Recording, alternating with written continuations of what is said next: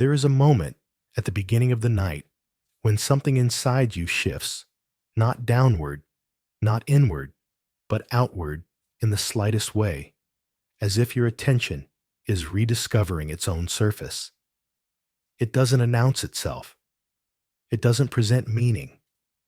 It moves more like a widening, a faint repositioning of where your awareness stands. You sense that the field of your thoughts is no longer arranged in the narrow band it held through the day. It stretches almost imperceptibly, making a kind of room you didn't know you lacked. Nothing sharpens. Nothing softens. It simply widens, and that widening is the first sign that something you carried has begun to show its outline in a new direction.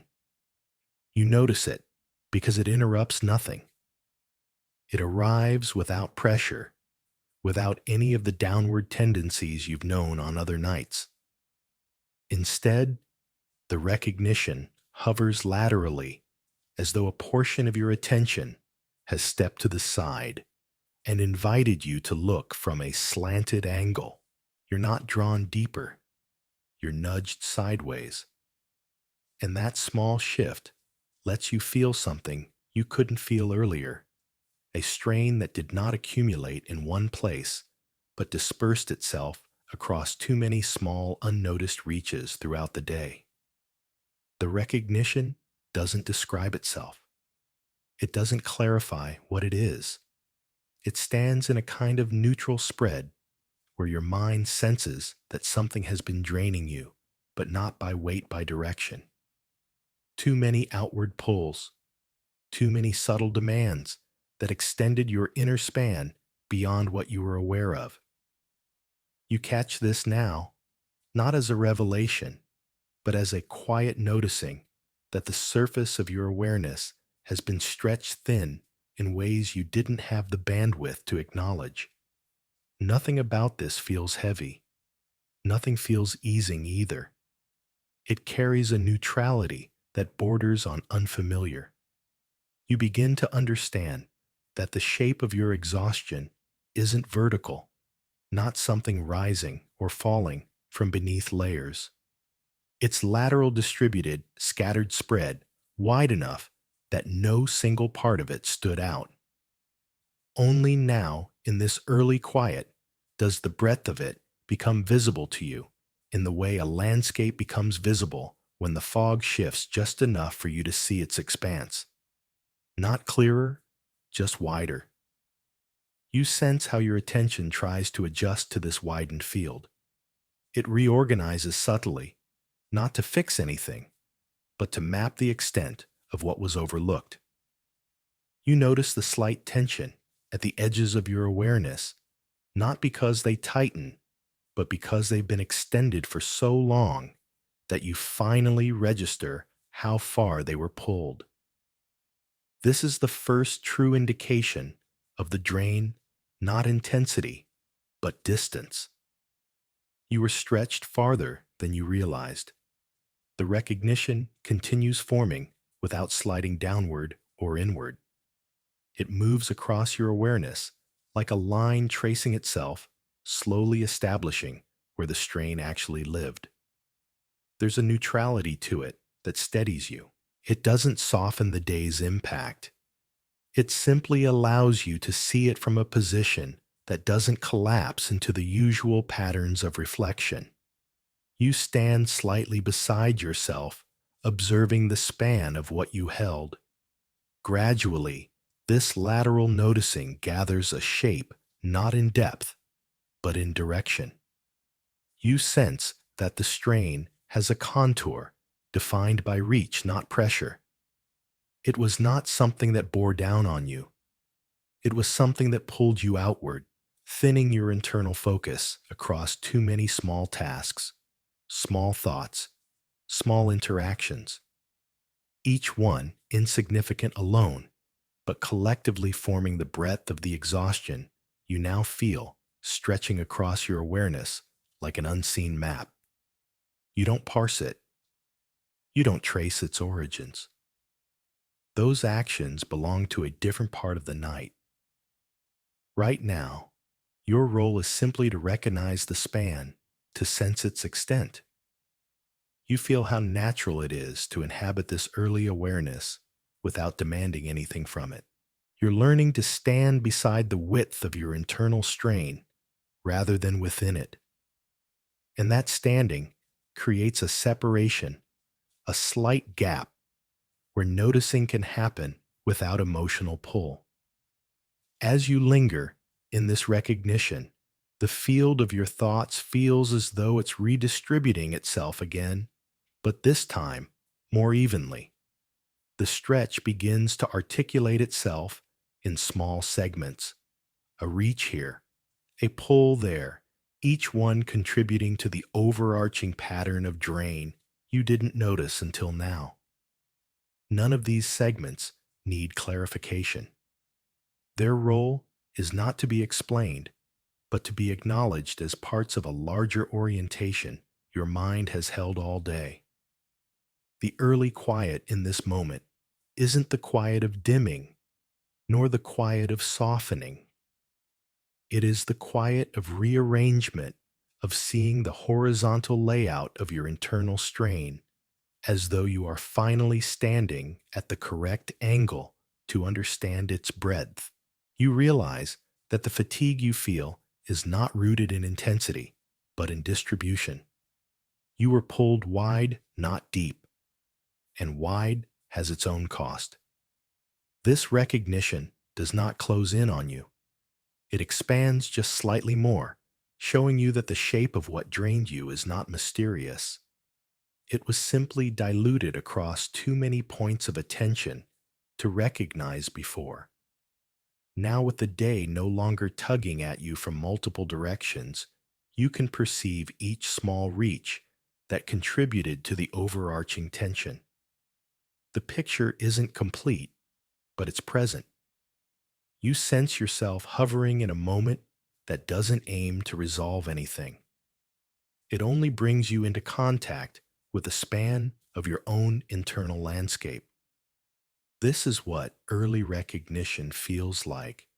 Not clarity, not softness, but a widening into the truth of how far you were stretched. Nothing more is required here. You simply remain in this broadened awareness, allowing the first shape of your fatigue to outline itself along a plane you rarely notice. And in that still level moment, the night begins its slow work of letting you see what you could not see before. There is a kind of inward draw that doesn't pull you downward or inward in any traditional sense. It leans in from the side, almost like a shift in the balance of your attention, rather than a movement through it. You sense this draw before you can articulate what it touches. It's not persuasive. It's not gentle. It's simply there, asking nothing, yet altering the way your awareness arranges itself. You realize that something within you has been leaning toward this point all day without your knowing. And now that the pace around you has quieted, the leaning becomes visible. It isn't a gravitational tug. It doesn't resemble the patterns of descent you've recognized on other nights. Instead, it feels like a small alignment, as though a certain aspect of your thinking has been sliding sideways and finally finds a surface to rest against. In this alignment, the world inside you gains a new orientation. You are not looking deeper. You are looking across. And that shift changes the nature of what appears. This draw has no intention. It holds no promise of clarity. It is the texture of awareness rearranged.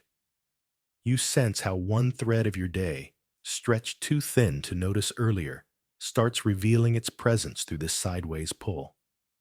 Not as a memory, not as an emotion, just as a subtle concentration of experience that you didn't realize you had been carrying. It gathers not inward, not downward, but toward a center that sits slightly off to the side of your usual focus. You observe how your attention reacts to this. It doesn't narrow. It doesn't sharpen. It redistributes itself again, moving into a shape that lets this subtle inner draw become more defined. This is not intensity. It is a recalibration, a small, almost hesitant shift that lets you perceive what has been pressing against the edges of your awareness throughout the day. That pressing was never forceful enough to name, but persistent enough that now, with nothing else crowding your perception, it becomes identifiable by direction alone. As the draw becomes clearer, you recognize it as the quiet residue of things you've been managing without fully registering, not because they were overwhelming, but because they came in small increments that tugged lightly at your attention. Each one insignificant, yet together, forming this faint internal leaning you only now have the space to sense. You feel the cumulative effect of these unnoticed pulls now gathering near a single point, shaping the inner landscape in a way you couldn't have tracked earlier. This recognition does not make anything easier. It doesn't soften the feeling. Instead, it gives the draw a boundary, not as a line, but as a region. The region expands slowly, letting you trace without precision the territory of what has been draining you. You begin to understand that the draw is not pointing you to a cause. It is pointing you to a location within yourself where the strain has been congregating in silence. You stay with that location without entering it. There is no deepening here, no descent, only proximity.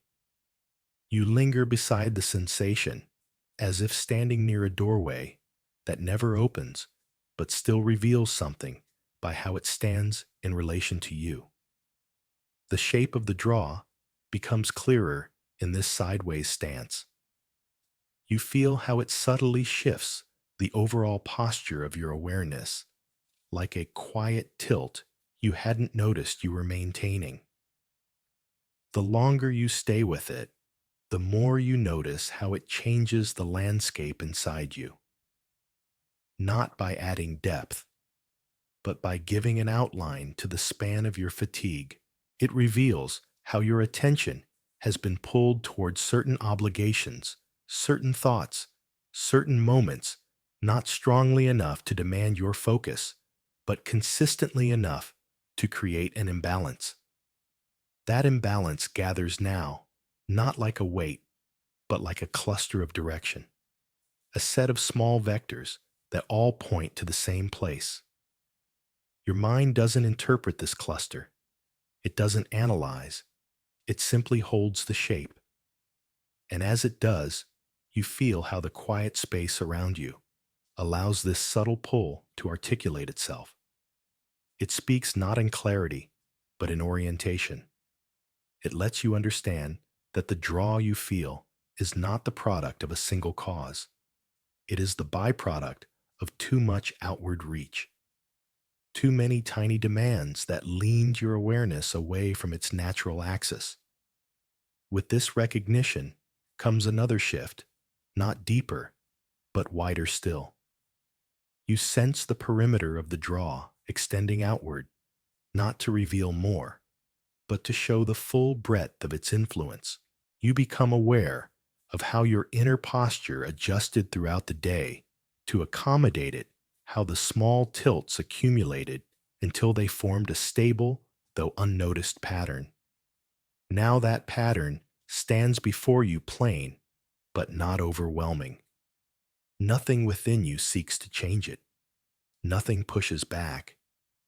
You are simply watching the quiet choreography of your own mental orientation.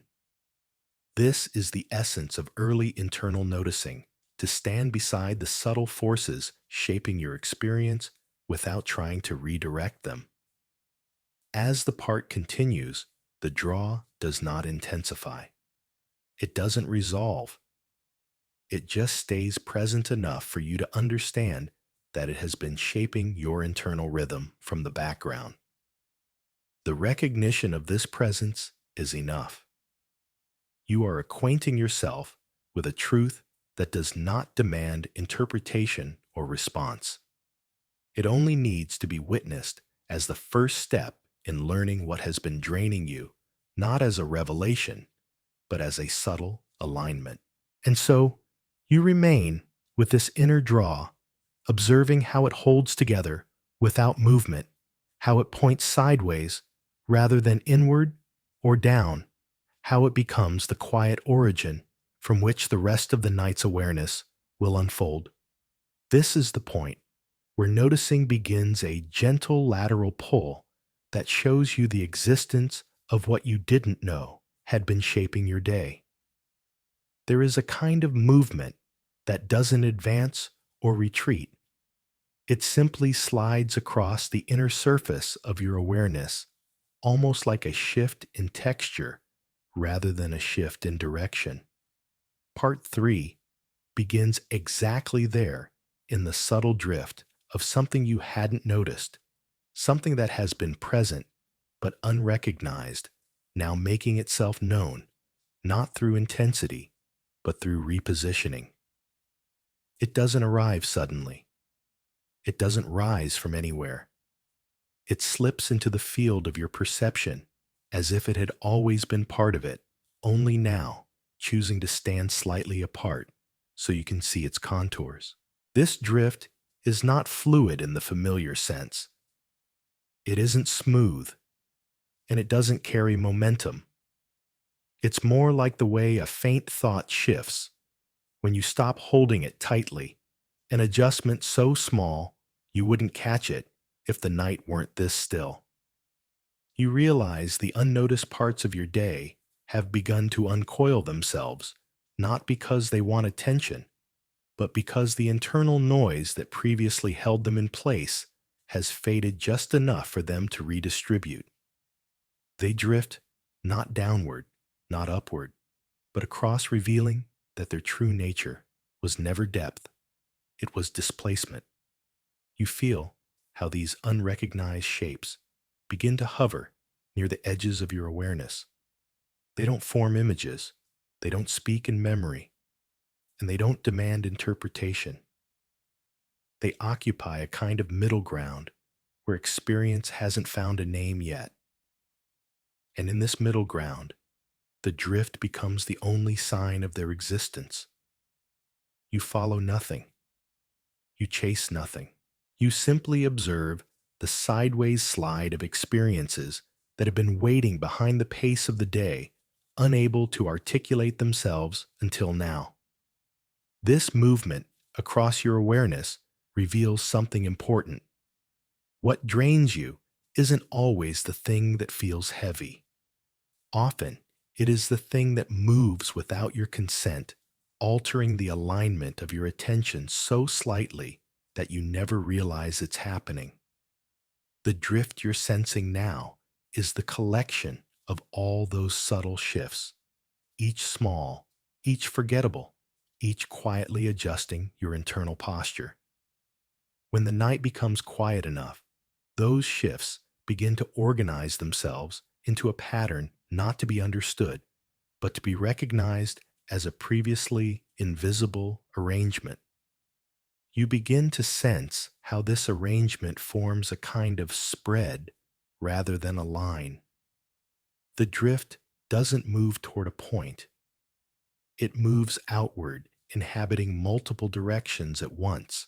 It tells you that what has been draining you all day didn't come from a single source. It came from diffusion, from pieces of your attention being tugged by too many small interactions and internal expectations that accumulated without ever becoming dominant enough to notice. Now, in the quiet, they return not as a burden, but as a map of where your mind has been scattered. You watch how the drift changes the shape of your awareness. It's subtle, but present enough that you can feel your thoughts rearranging along this expanded field. There is no central focus, no hierarchy of meaning. Everything floats in a lateral pattern that reveals breadth instead of depth. And in this breadth, you sense the outline of your own fatigue. Not fatigue as heaviness, but fatigue as dispersion. Having been stretched across too many mental spaces, your attention now gathers these dispersed fragments in the only way it can, by letting them drift toward visibility. There is something calming about the neutrality of this process, not soothing, but steadying. It allows you to stand near the drift without feeling compelled to shape it. You simply witness how each unnoticed element of your day contributes to the slow, sideways movement that now fills your awareness. This witnessing is neither analytical nor emotional. It is purely observational, just enough to let the presence of the drift become undeniable.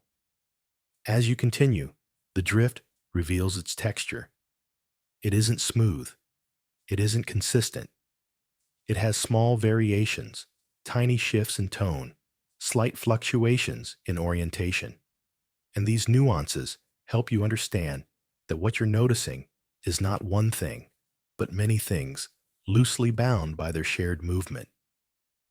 Each fragment, each quiet shift, carries a trace of the energy you expended today, energy that stretched you outward in ways you didn't register at the time. This realization does not bring clarity, it brings shape. You begin to see the drift as a series of faint motions that sketch the perimeter of your internal strain. They don't specify what drained you.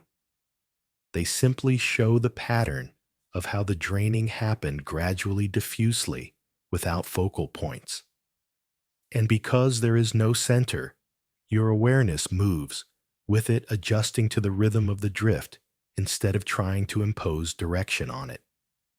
The drift continues to unfold, but never in a linear fashion. It shifts slightly left, then slightly right, without developing a trajectory. You notice how this lack of direction actually helps you perceive the breadth of what was previously unseen. The drift becomes a kind of carrier, revealing the internal landscape, not by illuminating it, but by tracing the shape of its boundaries through motion alone.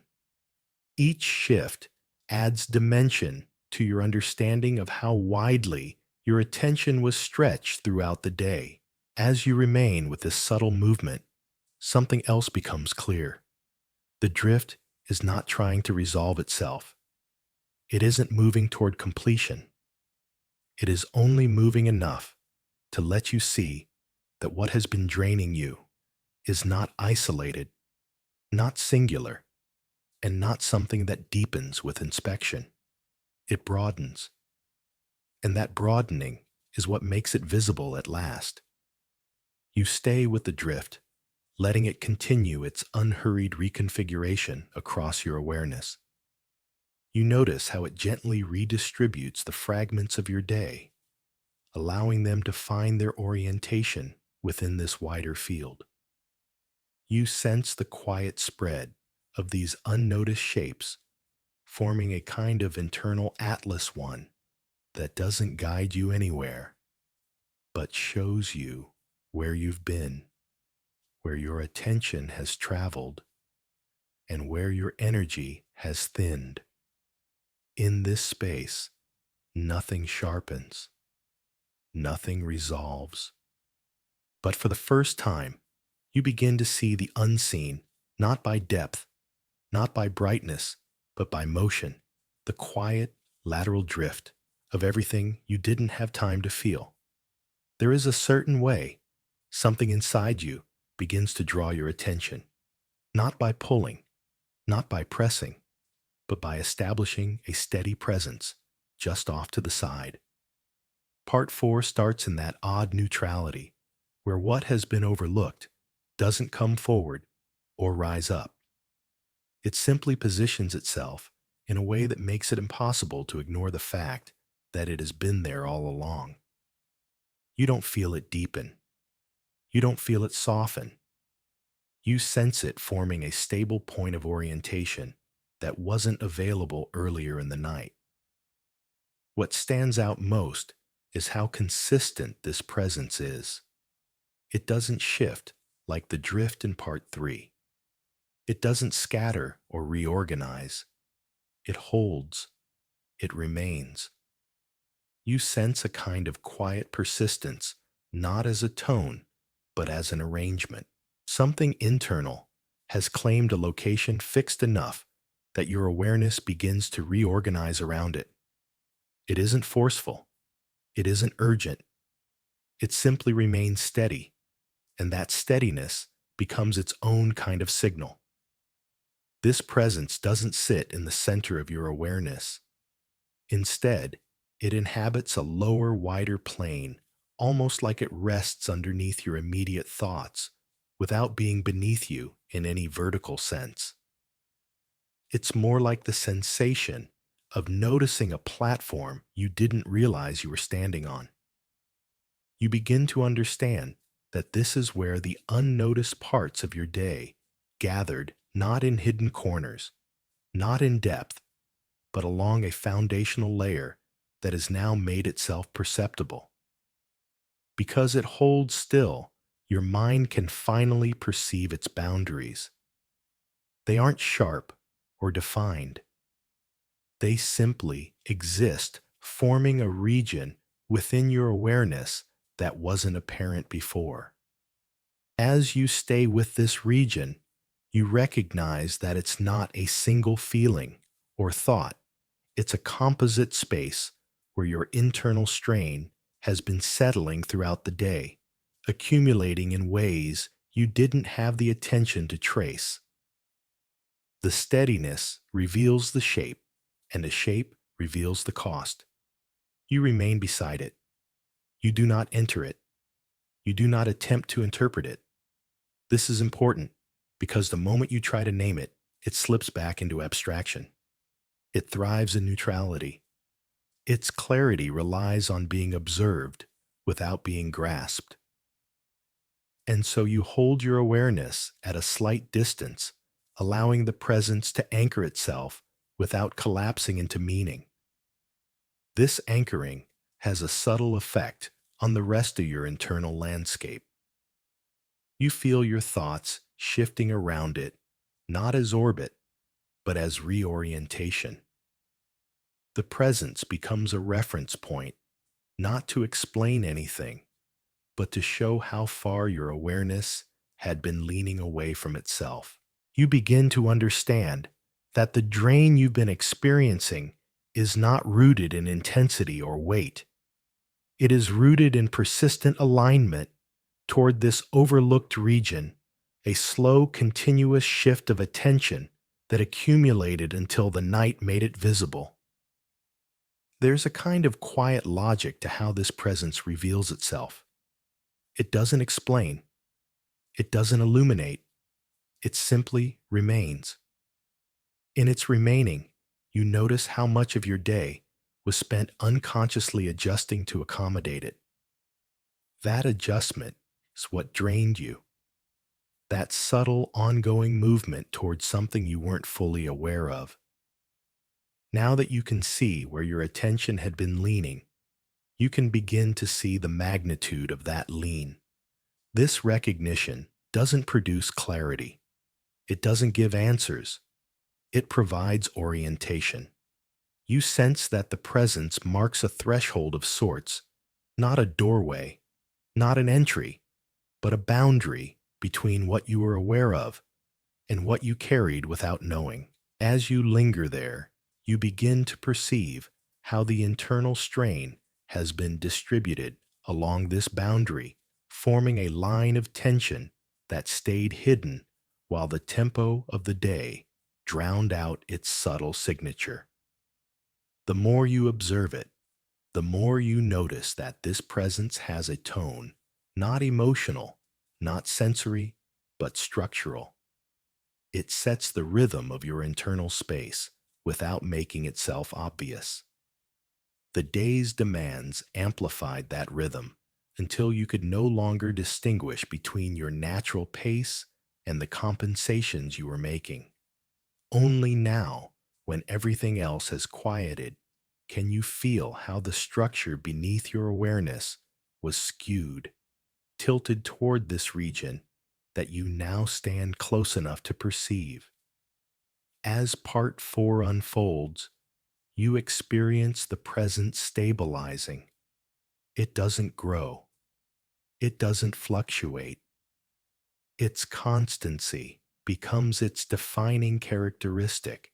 You begin to recognize that the strain you feel is not because this presence is heavy, but because it has been consistent. Anything persistent eventually reshapes the space around it. And this internal presence, unnamed and unnoticed until now, has been reshaping your internal posture for longer than you realized. You stay with it a while longer, watching how it behaves within the stillness of the night. There is no turbulence, no pulse, no shift. Its quiet consistency tells you more than any emotion could. It reveals how subtle the draining has been, not through events, not through moments, but through ongoing alignment toward this unnoticed region. You start to sense the contour of the strain as a pattern and arrangement of effort spread across the day. Not effort in the sense of exertion, but effort in the sense of holding something not yet acknowledged. That holding created its own demand, a kind of inner maintenance that you performed without knowing. Now, in the quiet, the pattern becomes evident as the presence remains still enough to be outlined by your awareness. There is a softness to the recognition, not in tone, but in the absence of resistance. You don't push against the presence. It doesn't push against you. It simply rests within the internal space, allowing you to trace its shape without needing to alter it. This is not acceptance. It is observation. Observation without the interference of interpretation. As the part nears its end, you find yourself settling not into the presence, but beside it. You understand now that this is where much of your quiet fatigue originates, in the unnoticed consistency of something you've been carrying, something that never demanded attention, but reshaped your internal structure all the same. To see it is not to solve it. To recognize it is not to change it. The recognition marks only the beginning. And so you remain near this steady presence, watching how it holds itself without movement, how it continues to define the orientation of your awareness, and how it reveals, without a single word, the quiet truth of what has been pulling at you all along. There is a kind of spreading that doesn't feel like expansion or openness. It has none of the lightness that the word spread usually implies. Instead, it feels like something distributing itself across an internal surface you hadn't realized was there. Part 5 begins with that recognition, a faint, almost neutral dispersion of the strain you have been carrying.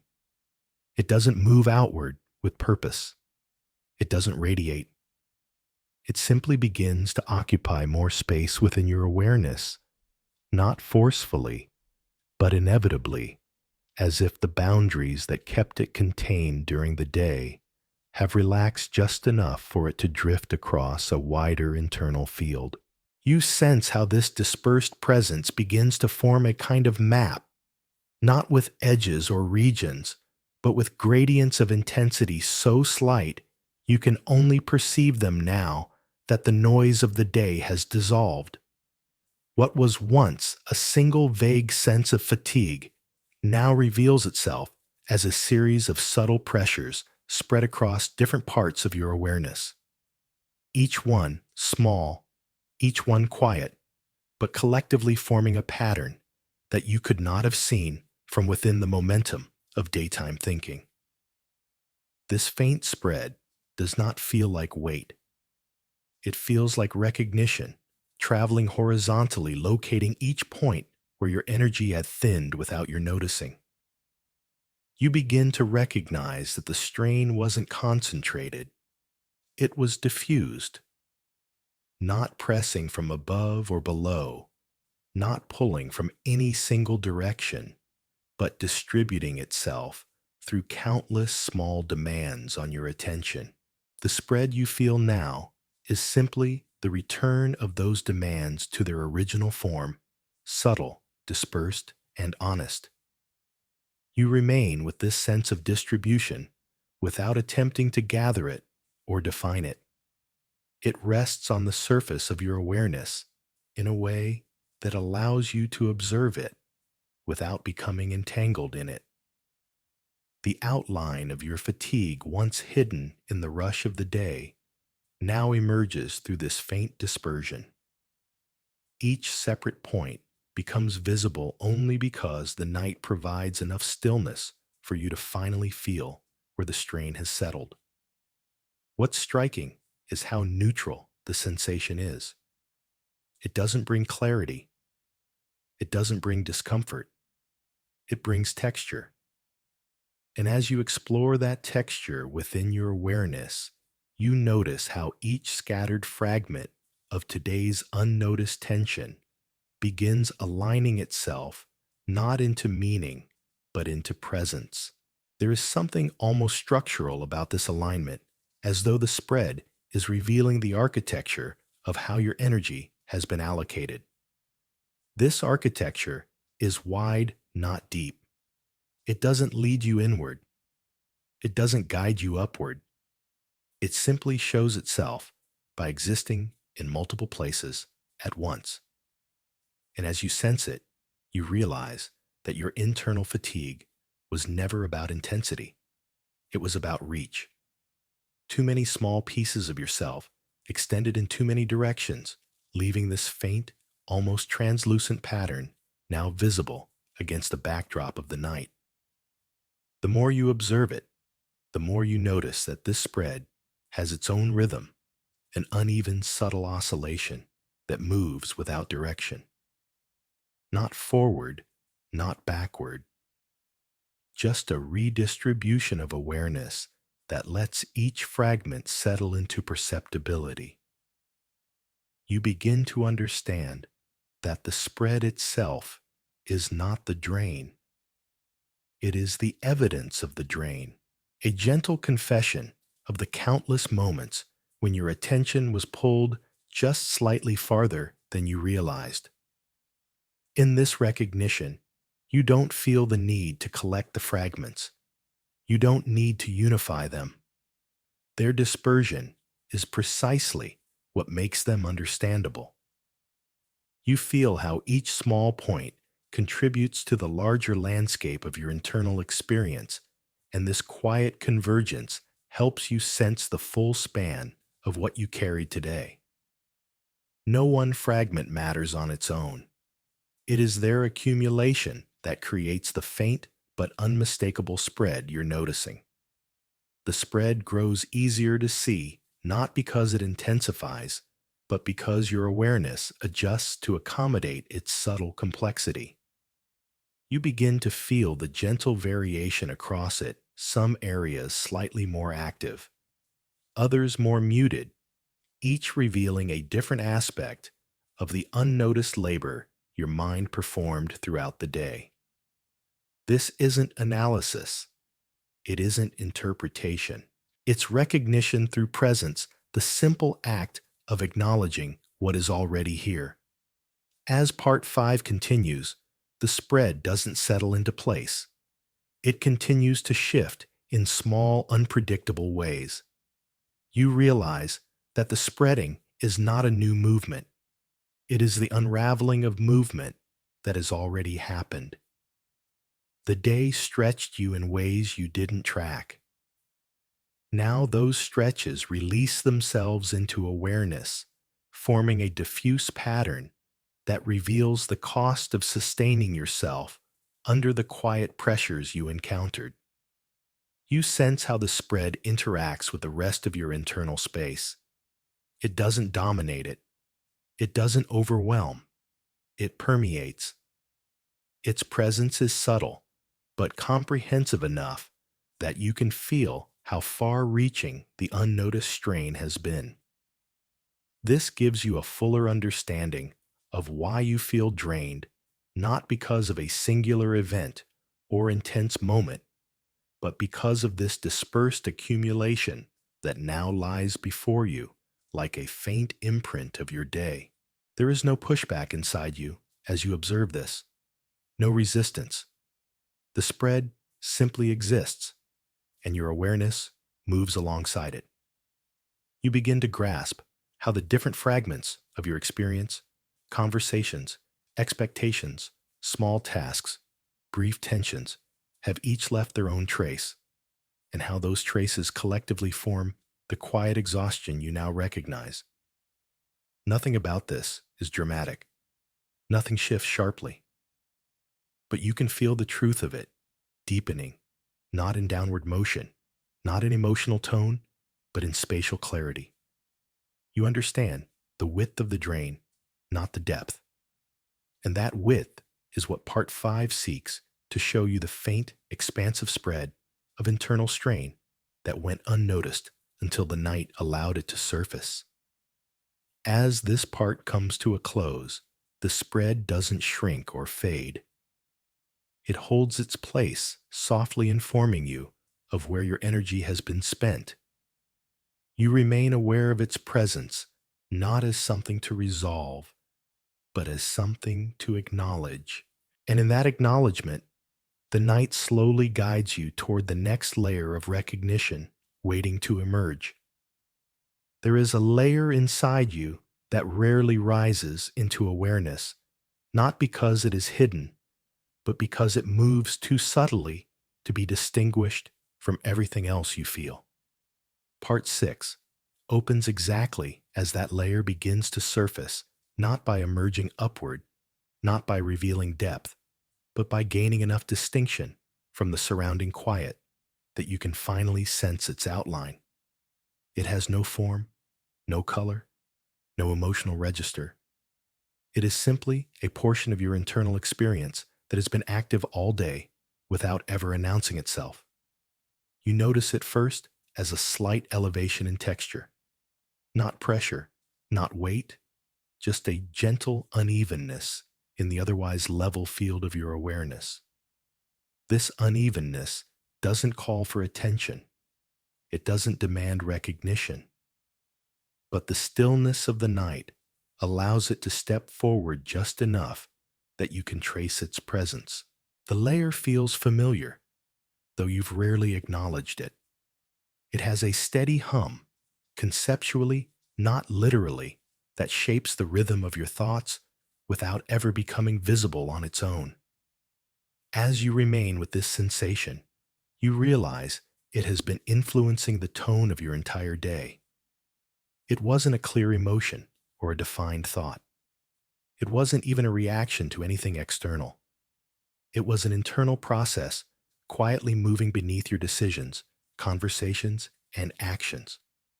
Now, with the ambient noise of tasks and responsibilities gone, the layer rises into perceptibility. It hovers near the lower plane of your awareness, a steady presence that feels like a continuation of something unfinished. You don't attempt to name it. Naming would compress it into meaning, and this layer resists that kind of compression. Instead, you observe the quality of its movement. It has no pace. It has no direction. It feels like a surface within a surface, something that has been carrying part of your experience without having the clarity to explain itself. You notice how your awareness starts to settle near it, not merging with it, but aligning itself to understand where this layer sits in relation to everything else. This subtle rising does not disrupt the stillness around you. It doesn't alter your emotional state. It simply adds dimension, revealing that your earlier sense of exhaustion wasn't confined to scattered fragments or faint pulls. It also lived here in this low, persistent layer that drifted beneath your conscious thought. You begin to sense the continuity of this layer, how it has existed throughout the day, without your knowledge influencing the way you carried yourself, the way you responded, the way you held quiet tension just under the surface. You feel how this layer interacts with the spread from part 5. It doesn't conflict with it. It complements it. The spread showed you the dispersion of strain across your awareness. This layer reveals the persistence that ran beneath that dispersion, a constant undertone that shaped the entire internal landscape. It isn't heavy. It isn't dull. It carries a faint vibration of sorts, a cadence too subtle to identify, but strong enough to influence the structure of your day. As you let your attention rest near it, you start to recognize how the layer contributes to your sense of being drained. Not through intensity, but through constancy.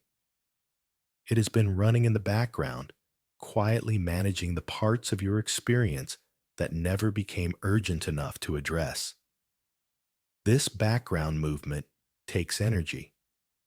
Even when you don't notice it, it continues working, continuing to shape the way your thoughts move. And now that the night has allowed it to rise, you can sense how much space it has occupied within you. The rising of this layer brings with it a subtle shift in orientation. Your thoughts rearrange themselves around it, not because the layer demands attention, but because its presence naturally redefines the internal space. You begin to perceive the architecture of your fatigue in a new way, not as scattered fragments alone, not as a singular, unresolved strain, but as a combination of dispersion and persistence. The layer reveals the through line, the quiet thread that connected the unnoticed tensions across the day. Like everything in this night, the layer does not clarify its origin. It does not present a narrative. It remains abstract, diffuse, yet undeniably real. You sense its contour through the way your awareness adjusts around it. You notice how your internal rhythm slows, not in a downward drift, but in recognition of a foundation that has always been there. The rising layer does not elevate you. It aligns you. It situates you within yourself in a way that feels unfamiliar but necessary. As the part unfolds, you see how this layer interacts with your sense of time.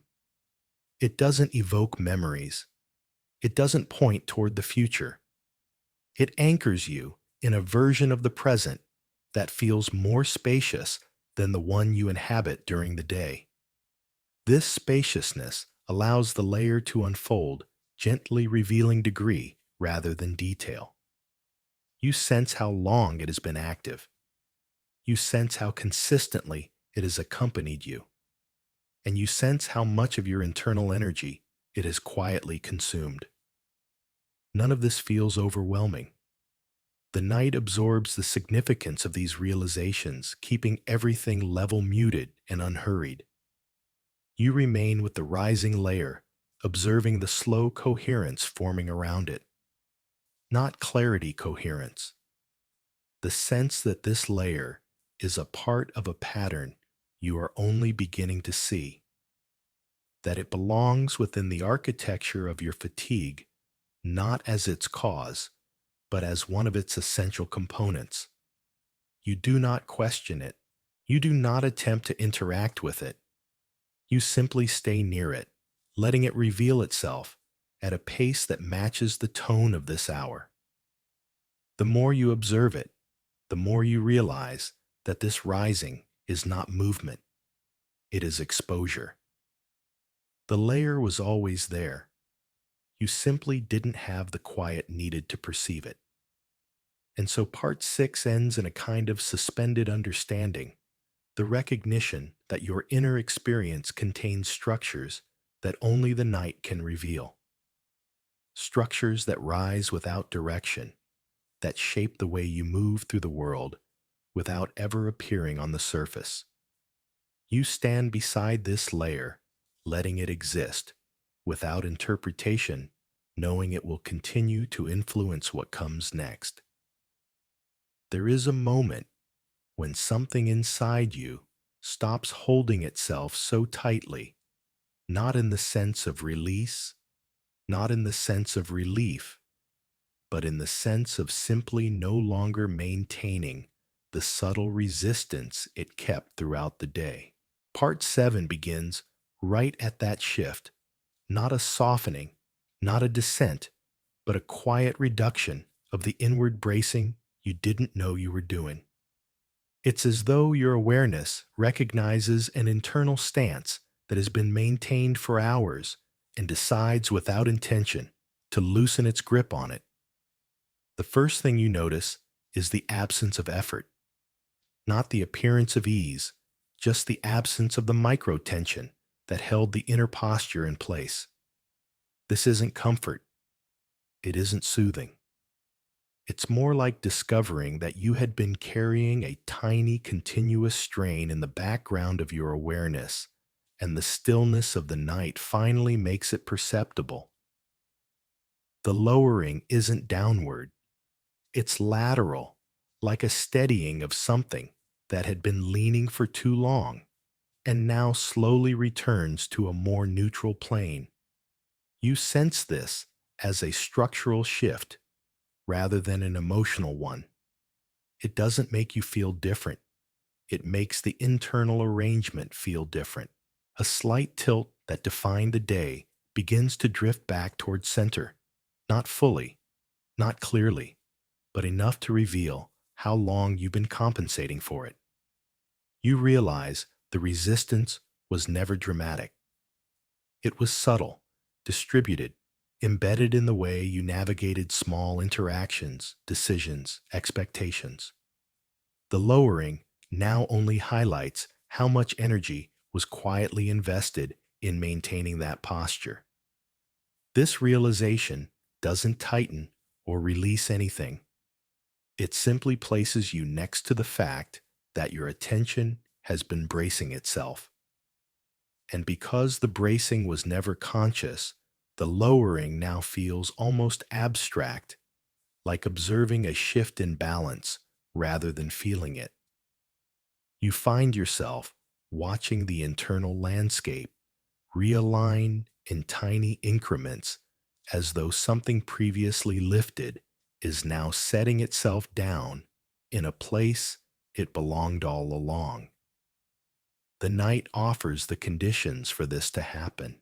The slowing environment, the absence of immediate demands, the wider plane of awareness together. They allow the resistance to ease its hold on the strain that accumulated across the day. You don't feel lighter. You feel less angled, less stretched toward the unseen demands that shaped your earlier hours. The reduction in resistance reveals not clarity, but shape the outline of the internal effort you've been exerting without recognition. You linger near this shift, noticing the subtle rearrangements that follow. The lowering doesn't collapse anything. It doesn't resolve. It redistributes. What was once held too tightly now spreads itself more evenly across your awareness, revealing the areas that had been overstressed. You can sense how your internal space begins to feel less skewed, though not yet balanced, just less strained. This perception becomes more distinct the longer you stay with it. You sense the quiet remnants of what you carried during the day, pressures you responded to automatically without considering their impact. Each small expectation You met each moment of adjustment, each instance where you subtly altered your internal posture. They gather here in the lowering. And the lowering allows you to see what the bracing had masked: the cumulative cost of aligning yourself to demands you didn't have time to notice. The recognition doesn't provoke emotion. It doesn't ask you to understand anything. It just places you near the truth of your own endurance. The resistance that shaped your day wasn't dramatic enough to name, but persistent enough to exhaust you. Now, as the night invites everything to slow, you feel the structure of that endurance beginning to shift towards something closer to its natural state. You observe how smoothly the lowering occurs. It doesn't fall or release. It gently returns. The internal posture retracts from the tension it once held again, not in a downward motion, but in a lateral settling that brings you closer to yourself. You feel how much space opens in the absence of resistance, not space to fill, space to recognize. As part 7 continues, the lowering becomes more coherent. You sense the internal architecture simplifying, as though the many small adjustments you made throughout the day can finally uncoil. Each instance where you leaned a bit too far, mentally, emotionally, cognitively, now reveals itself as part of a larger pattern.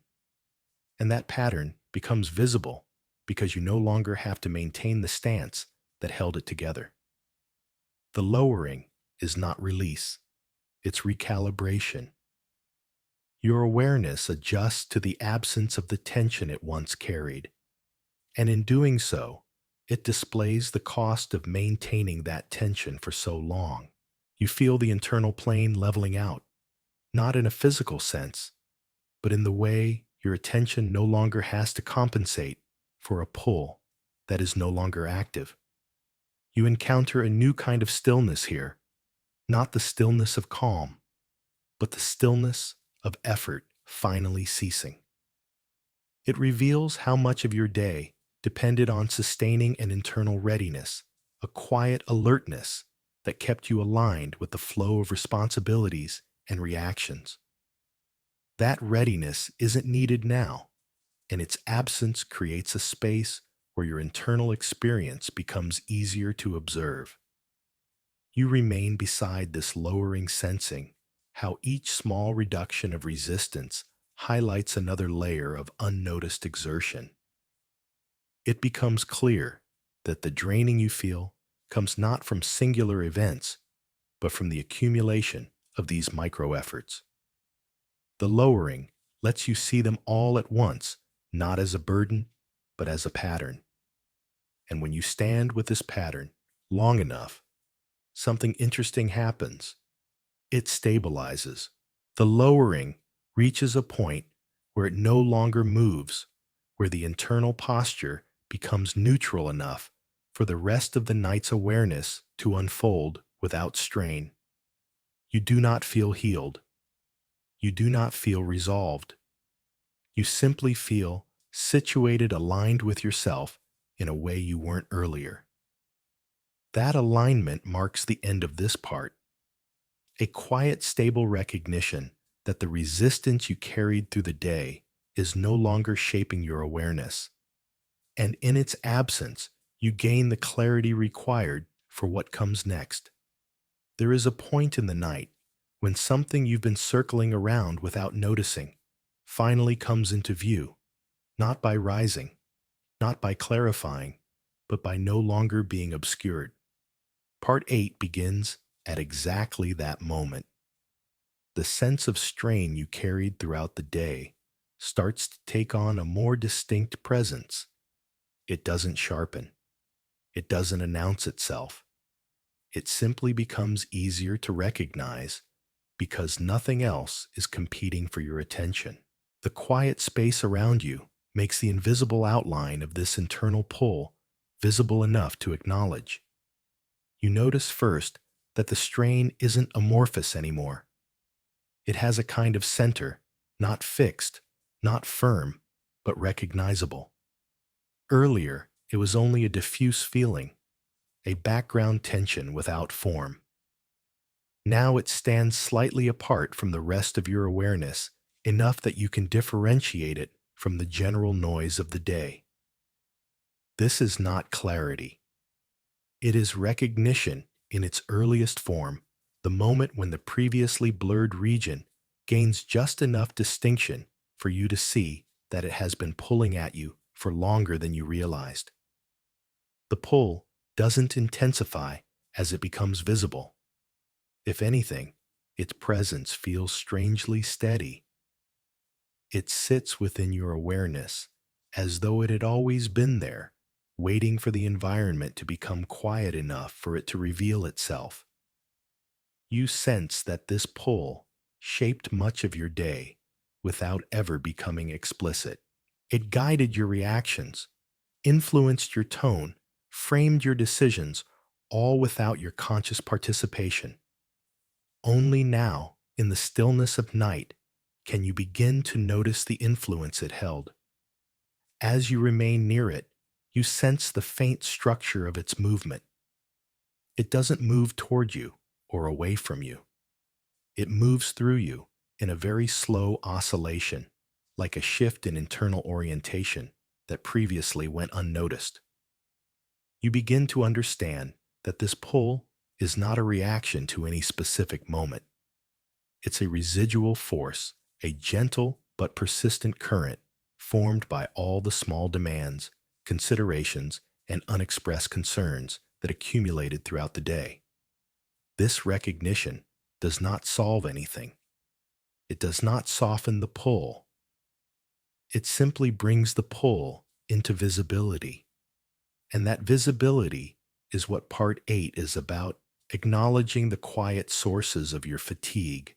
Once they finally emerge from the background, you feel the subtle vibration of the strain, now a sensation that was always present but masked by the speed of daytime thought. In the night, when everything else slows, the pull becomes distinguishable. You observe how it shifts within your awareness. Sometimes it moves closer, sometimes farther, sometimes widening into a faint field, sometimes narrowing into a more concentrated line. None of these movements carry intention. They are simply the natural way an inner experience adjusts, once it has room to exist without suppression. You realize that this pull, whatever its origins, has been quietly shaping your internal posture all day. As you watch it shift, you begin to perceive what makes this pull unique. It is not emotional weight. It is not unresolved thought. It is not even stress in the common sense. It is a point of internal friction, a place where something was resisting stretching or trying to maintain what you no longer had the energy to sustain. This friction didn't escalate into distress, which is why it remained invisible. Instead, it subtly interfered with the way you navigated everything else. Now that you can see it, the pull becomes less abstract. It feels like a slightly misaligned axis in your inner space, continuously guiding your thoughts along a path that required more effort than you realized. This axis isn't about direction or intention. It is about tilt, an internal tilt that finally reveals the energy you've been using to compensate for it. You stay with a sensation without attempting to interpret it. Interpretation would push it back into abstraction. Observation allows it to hold its shape. And as you observe it, you notice how the pull subtly rearranges the distribution of your awareness. Parts of your day begin to make more sense not through memory, but through the understanding of how this invisible force influenced the way you met each moment. You sense how each small decision, each subtle adjustment was shaped by this pull. You realize that the draining you feel isn't dramatic enough to name, and that's why you never recognized it. The pull worked quietly, guiding your internal state in increments so small you never felt them individually. Only now, when the pace of your mind has slowed, do you realize how consistent this influence has been. This consistency becomes more apparent the longer you remain with it. You notice that the pull is not fluctuating wildly. It's steady, stable, which means it has been with you for longer than just today.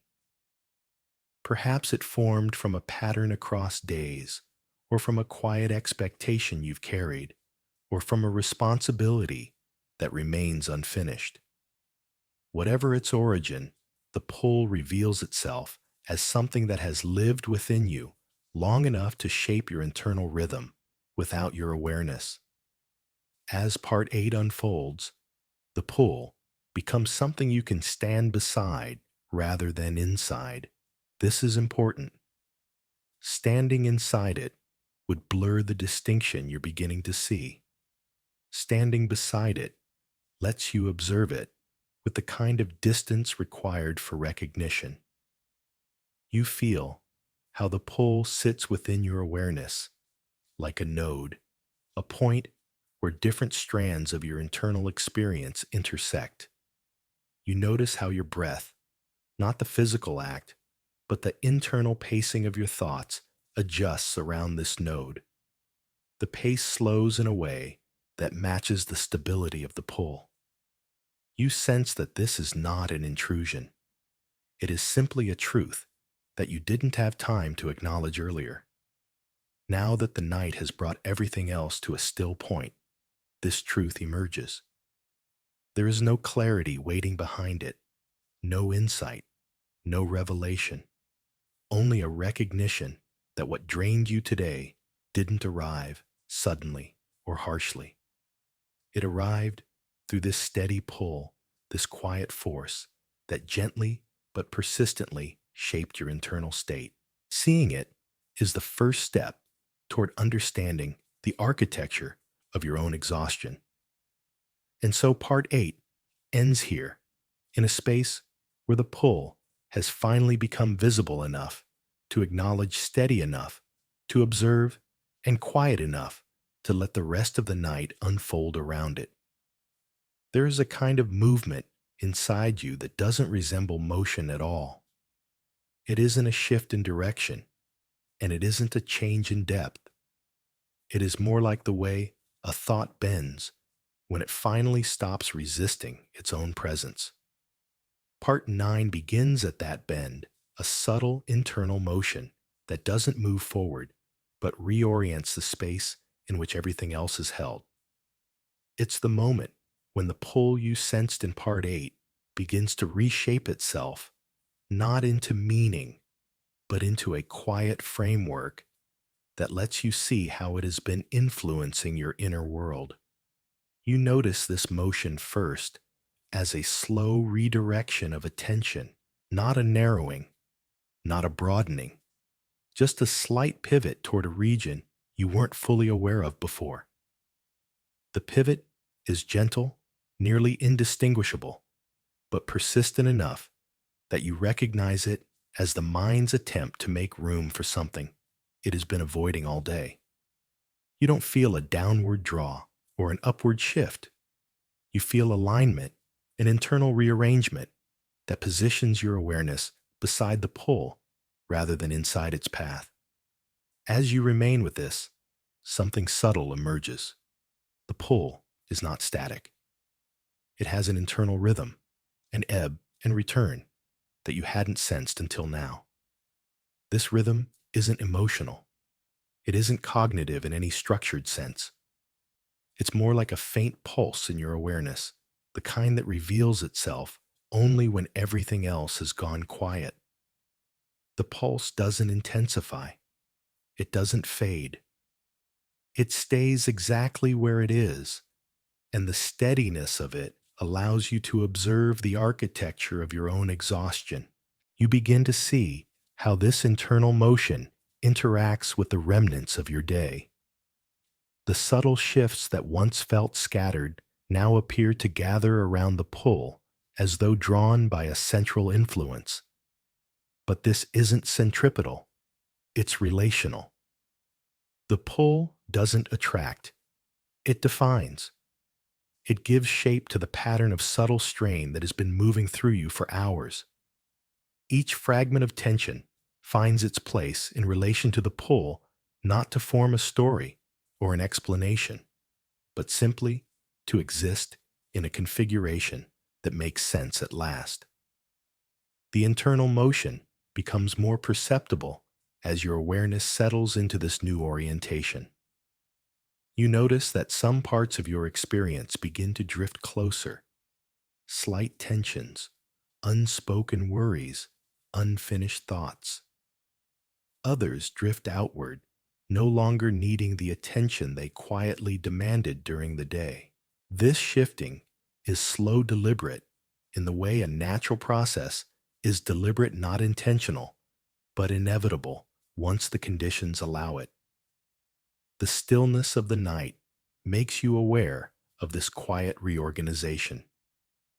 You watch how the internal motion carries each piece of your day's residue along paths you don't control. Some motions feel like gentle currents. Others feel like rotations, as though your mind is turning certain pieces to examine their edges without trying to understand them. None of this produces clarity. It produces presence, the simple fact that these things exist within you and are now in motion. You begin to see how this motion reveals the nature of your fatigue. It isn't about the weight of what you carried. It's about the movement required to hold it all together. The constant internal adjustments, the subtle shifts of posture, the quiet recalibrations that occurred countless times today. They form a choreography you were too occupied to witness. Now, in the slowness of this hour, each motion becomes visible as part of a larger pattern. This pattern doesn't make sense in any logical way. It doesn't follow a linear path, nor does it resolve toward a point. It is circular, lateral meandering, reflecting the truth of how your inner world actually moves when it isn't being forced into coherence by the demands of the day. And as you observe the pattern, you recognize that the draining you feel is the result of this constant internal movement. Not heavy, not dramatic, but persistent. You linger beside this recognition long enough to feel the motion stabilizing, not stopping stabilizing. It becomes easier to track, easier to remain near without being pulled into it. You sense how your awareness adapts to the flow, learning to witness the movement without trying to lead or interpret it. This is where the night does its work, by giving you the space to recognize the truth of your internal motion without requiring you to define it. As part 9 unfolds, the movement begins to take on a shape, not a clear one, not a structured one, but a shape nonetheless. You sense a gentle arc forming a motion that begins in one region of your awareness and returns from another. This arc shows you the pathway of your own internal strain. It traces how your day's small pressures entered, moved through, and eventually settled within your mind. The arc doesn't reveal why. It simply reveals how. Your attention follows this arc without collapsing into it. You stand beside it, watching how the internal current carries pieces of your experience along its path. Some pieces dissolve into the general field of awareness. Others retain a faint outline as they move. All of them contribute to the understanding of how your energy was dispersed and how your internal rhythm was shaped by forces you didn't have the capacity to notice earlier. This quiet internal motion becomes a kind of map, not of events, but of tendencies. It shows you where your mind gravitates under stress, how it distributes effort, how it maintains balance without conscious intention. And seeing this map allows you to understand the subtle mechanics of your own fatigue. The longer you observe, the clearer it becomes that this inner motion isn't trying to lead you anywhere. It isn't guiding you toward insight or resolution. It's simply showing you what has been happening beneath the surface of your awareness. The fatigue you feel is not the product of a single cause. It is the product of countless micro movements, each one adjusting your internal axis throughout the day. As the part concludes, the internal motion doesn't settle into stillness. It continues at the same gentle pace, reminding you that this rhythm is not new, it's merely newly seen. You stand beside it, letting it reveal what it can, in the quiet understanding that not every truth needs to be interpreted. Some truths simply need to be witnessed. There is a kind of warmth that doesn't feel like comfort, doesn't feel like relief, and doesn't arise from anything soothing. It emerges instead as a quiet atmospheric shift inside you, a temperature of awareness rather than emotion. Part 10 begins there, where something in your internal space grows slightly warmer around the very strain you have been circling. Not to ease it, not to transform it, but simply to mark its presence with a gentler tone than the one you carried through the day. This warmth doesn't come from softness. It comes from recognition. When something inside you finally stands still, long enough to be seen, the space around it adjusts the way attention naturally expands around anything that becomes undeniably present. That expansion has a warmth to it, not emotional, not soothing, but tonal. A kind of internal glow that arises whenever your awareness stops denying something it has been avoiding. You notice it first as a shift in texture around the strain. The pull that shaped Part 8 and the internal motion of Part 9 now sit within a field that feels less rigid. Not looser, just less constricted. The warmth is subtle enough that you might miss it if you weren't paying attention, but once you sense it, you recognize its purpose. It's the result of your mind no longer bracing against the truth of what it has been carrying. It doesn't soften the strain. It frames it. The difference is important. Softening implies change. Framing implies acknowledgement. What you feel now is acknowledgement, your awareness creating enough space around the strain that it no longer exists in isolation. That space, even without intention, produces a faint internal warmth, the kind that appears when something stops being resisted. You linger in that warmth long enough to see how it interacts with the rest of your experience. It doesn't absorb anything. It doesn't radiate outward. It forms a border, a contour, a quiet enclosure around the pull. This enclosure isn't meant to protect you from the strain. It's meant to let you stand beside it without being unsettled by its shape. The warmth is simply the result of that proximity. As you stay with it, the warmth begins to reveal what the strain has been doing to you all day. It's not that the strain was overwhelming. It never was. It's that you held it alone without enough internal space to recognize its size. Standing beside it now, surrounded by this gentle internal tone, you see how often you compressed yourself to make room for things you didn't have the capacity to handle. The warmth doesn't heal that. It illuminates it. This illumination is not clarity. It's not understanding. It's the subtle awareness that something inside you has been working harder than it was meant to. You don't need to know why. Part 10 is not about explanation. It's about noticing the internal atmosphere that forms once recognition replaces avoidance. And the warmth you feel is the atmosphere of recognition. You sense that the warmth is not uniform. It fluctuates slightly, like a low pulse that adjusts with your attention. When you focus on the strain directly, the warmth sits beside it like a companion.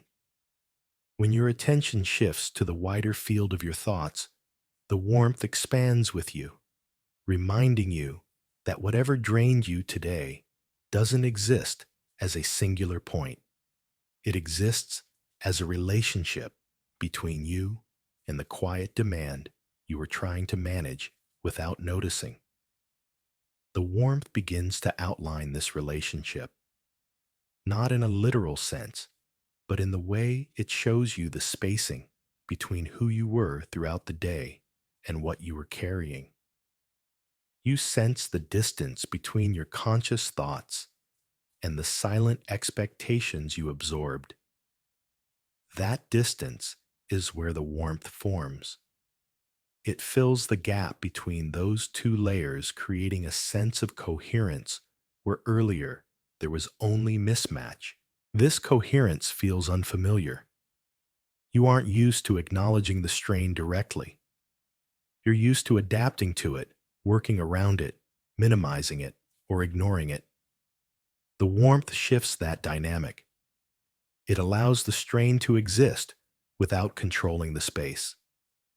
It's a rebalancing, not through effort, but through presence. And the moment you sense this balance forming, you understand why the night feels different from the day. The night gives you the internal bandwidth required to frame what you couldn't previously face. You remain with this sensation, learning the shape of the warmth by observing how your awareness behaves around it. You notice that your internal rhythm slows, not because the warmth calms you, but because the warmth creates enough space for your thoughts to settle without scattering. This settling is not sleep-like. It's not soothing. It's simply the natural result of having fewer internal collisions. The strain doesn't dissolve. It doesn't shrink, but it loses its sense of urgency. Standing in the presence of warmth, it becomes something you can coexist with, something that belongs to you without dominating you. You realize that exhaustion often comes not from the strain itself, but from the constant effort to hold yourself apart from it. The warmth removes that separation, and what's left is a kind of quiet cohabitation that feels strangely stable. As Part 10 continues, the warmth begins to widen. It touches areas of your awareness that were previously tense without your knowing. You sense the faint echoes of your day, small frustrations, micro decisions, unspoken concerns, and the warmth brings them into the same gentle frame. Not to merge them, not to transform them, but to recognize that they're connected. They all belong to the same internal architecture. This architecture becomes clearer now. You feel how the warmth settles along its edges, revealing how much of your internal energy was spent maintaining the pieces without seeing the whole. The warmth doesn't show you the whole. It simply creates the conditions that allow the whole to exist without overwhelming you. As the part nears its end, you feel the warmth stabilizing around the strain. It becomes a consistent tone, one that matches the quiet honesty of the night. Nothing resolves, nothing changes, but you understand something essential. Warmth doesn't mean comfort. It means presence, your presence finally meeting the truth of what you've carried.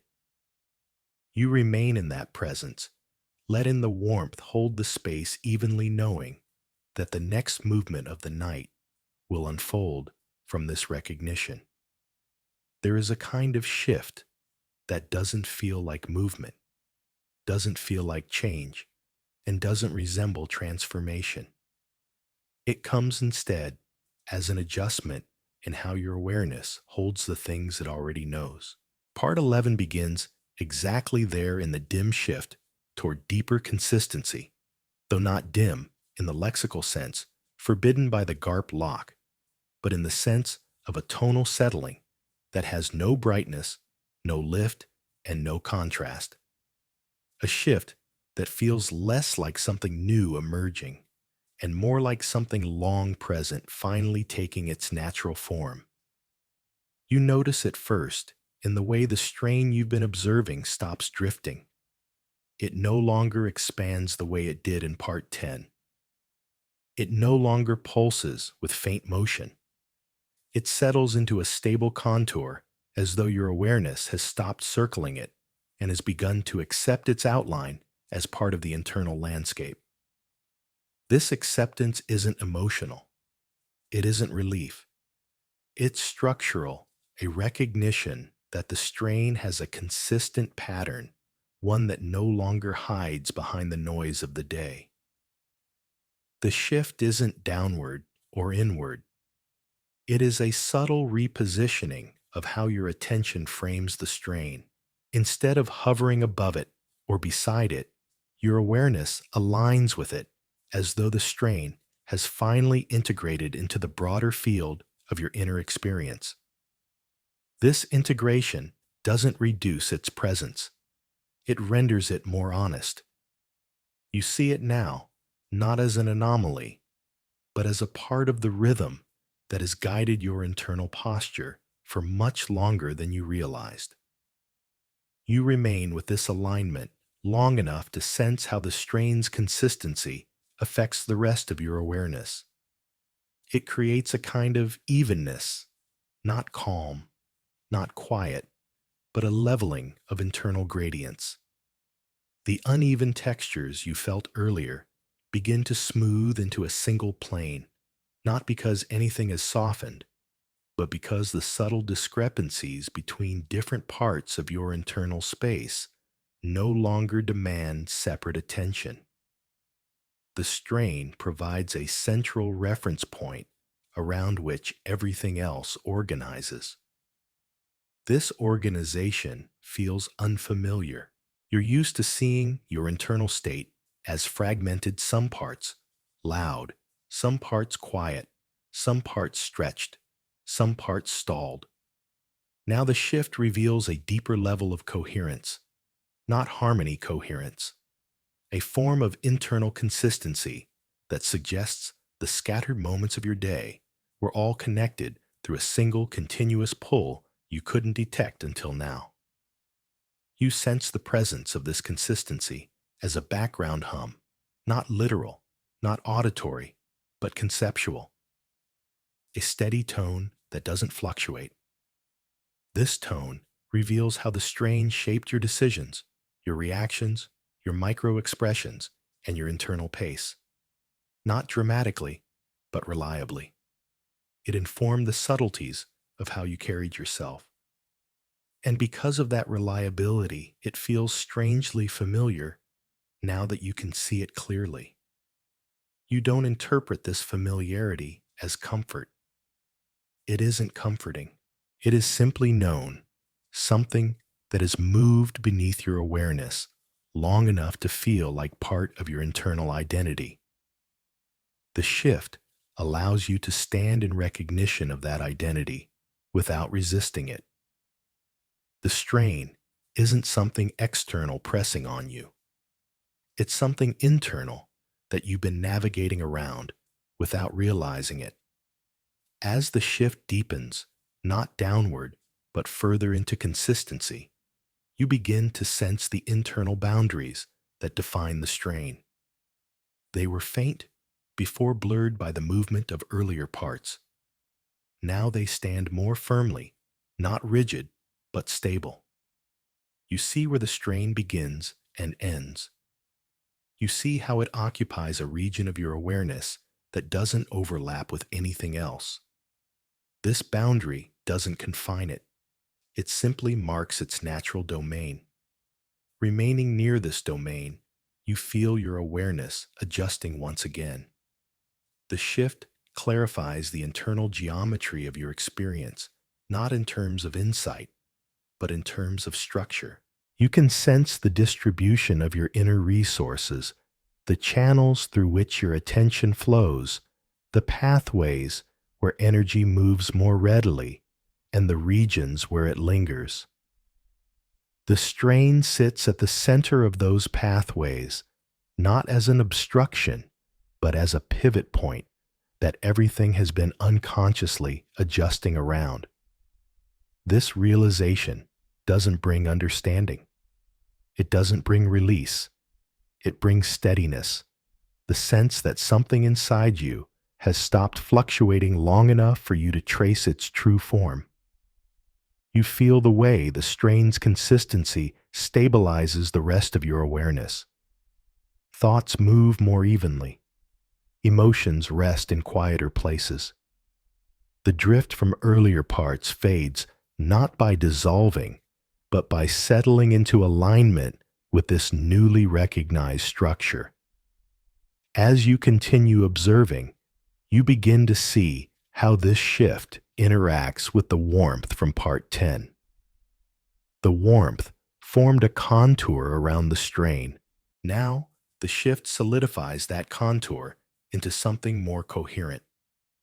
The warmth does not intensify, but it becomes more uniform, more evenly distributed around the strain's boundaries.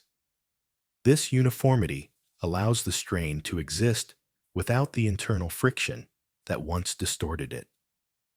The shift makes that friction visible in hindsight.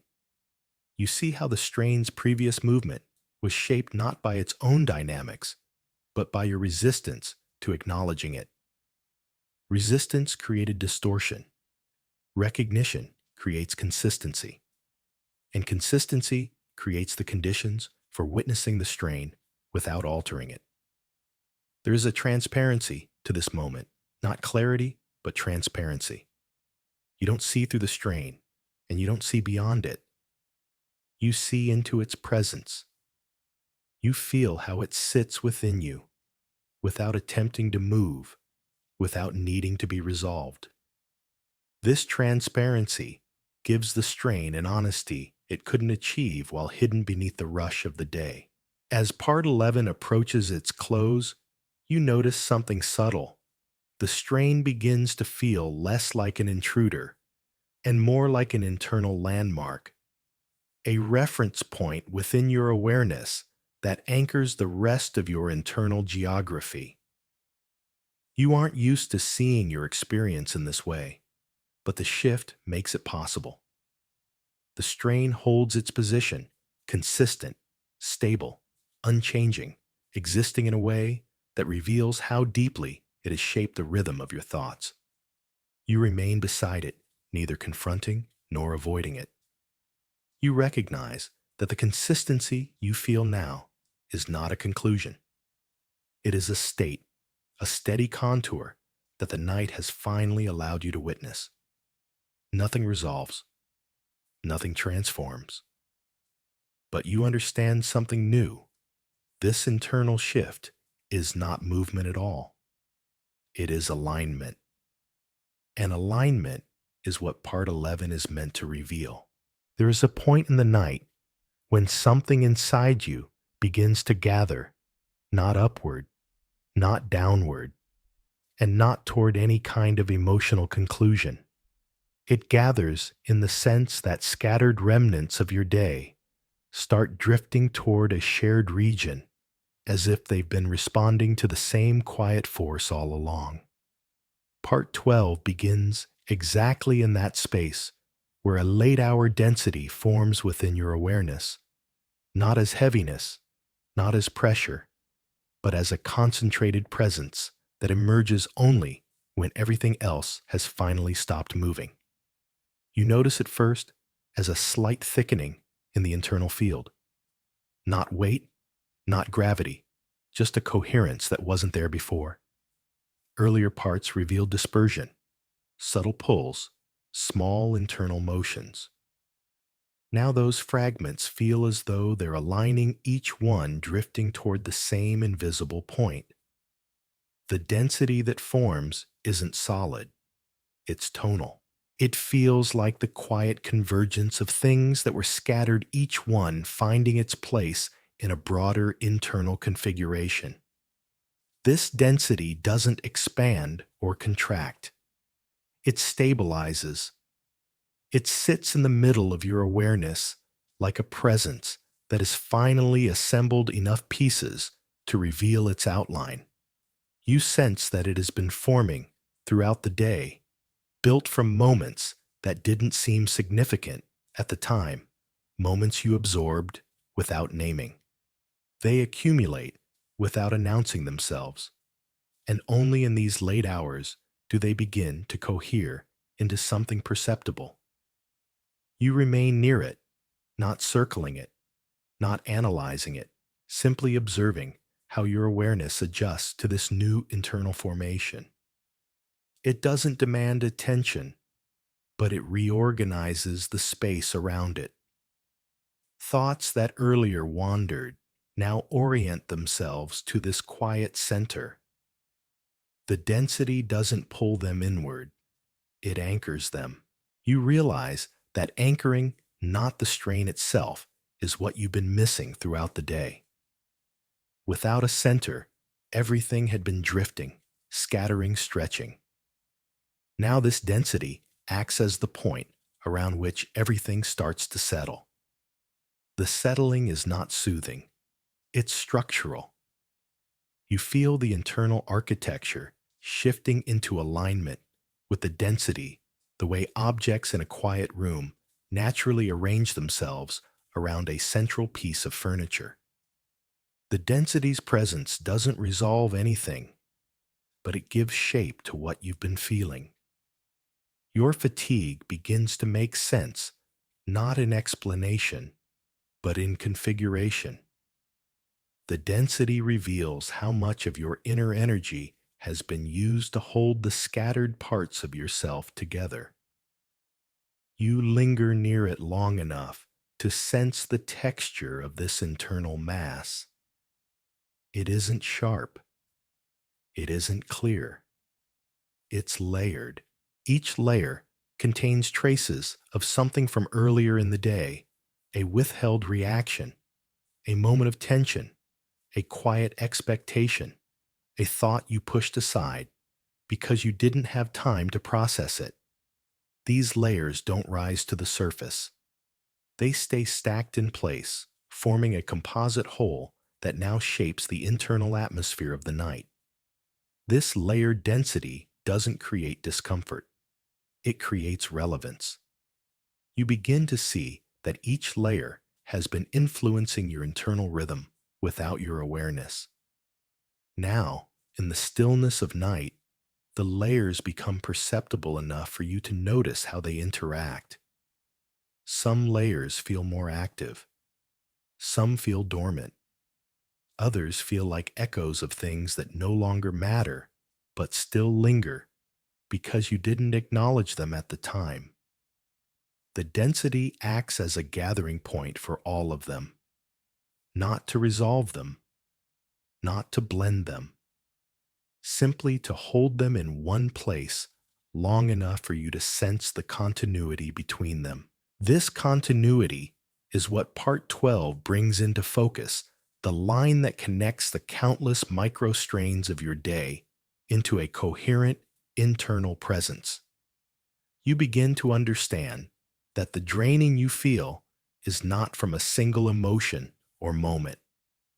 It is from this layered buildup, thin, almost imperceptible slices of experience that have compacted into something substantial only now that the night has given you room to perceive it.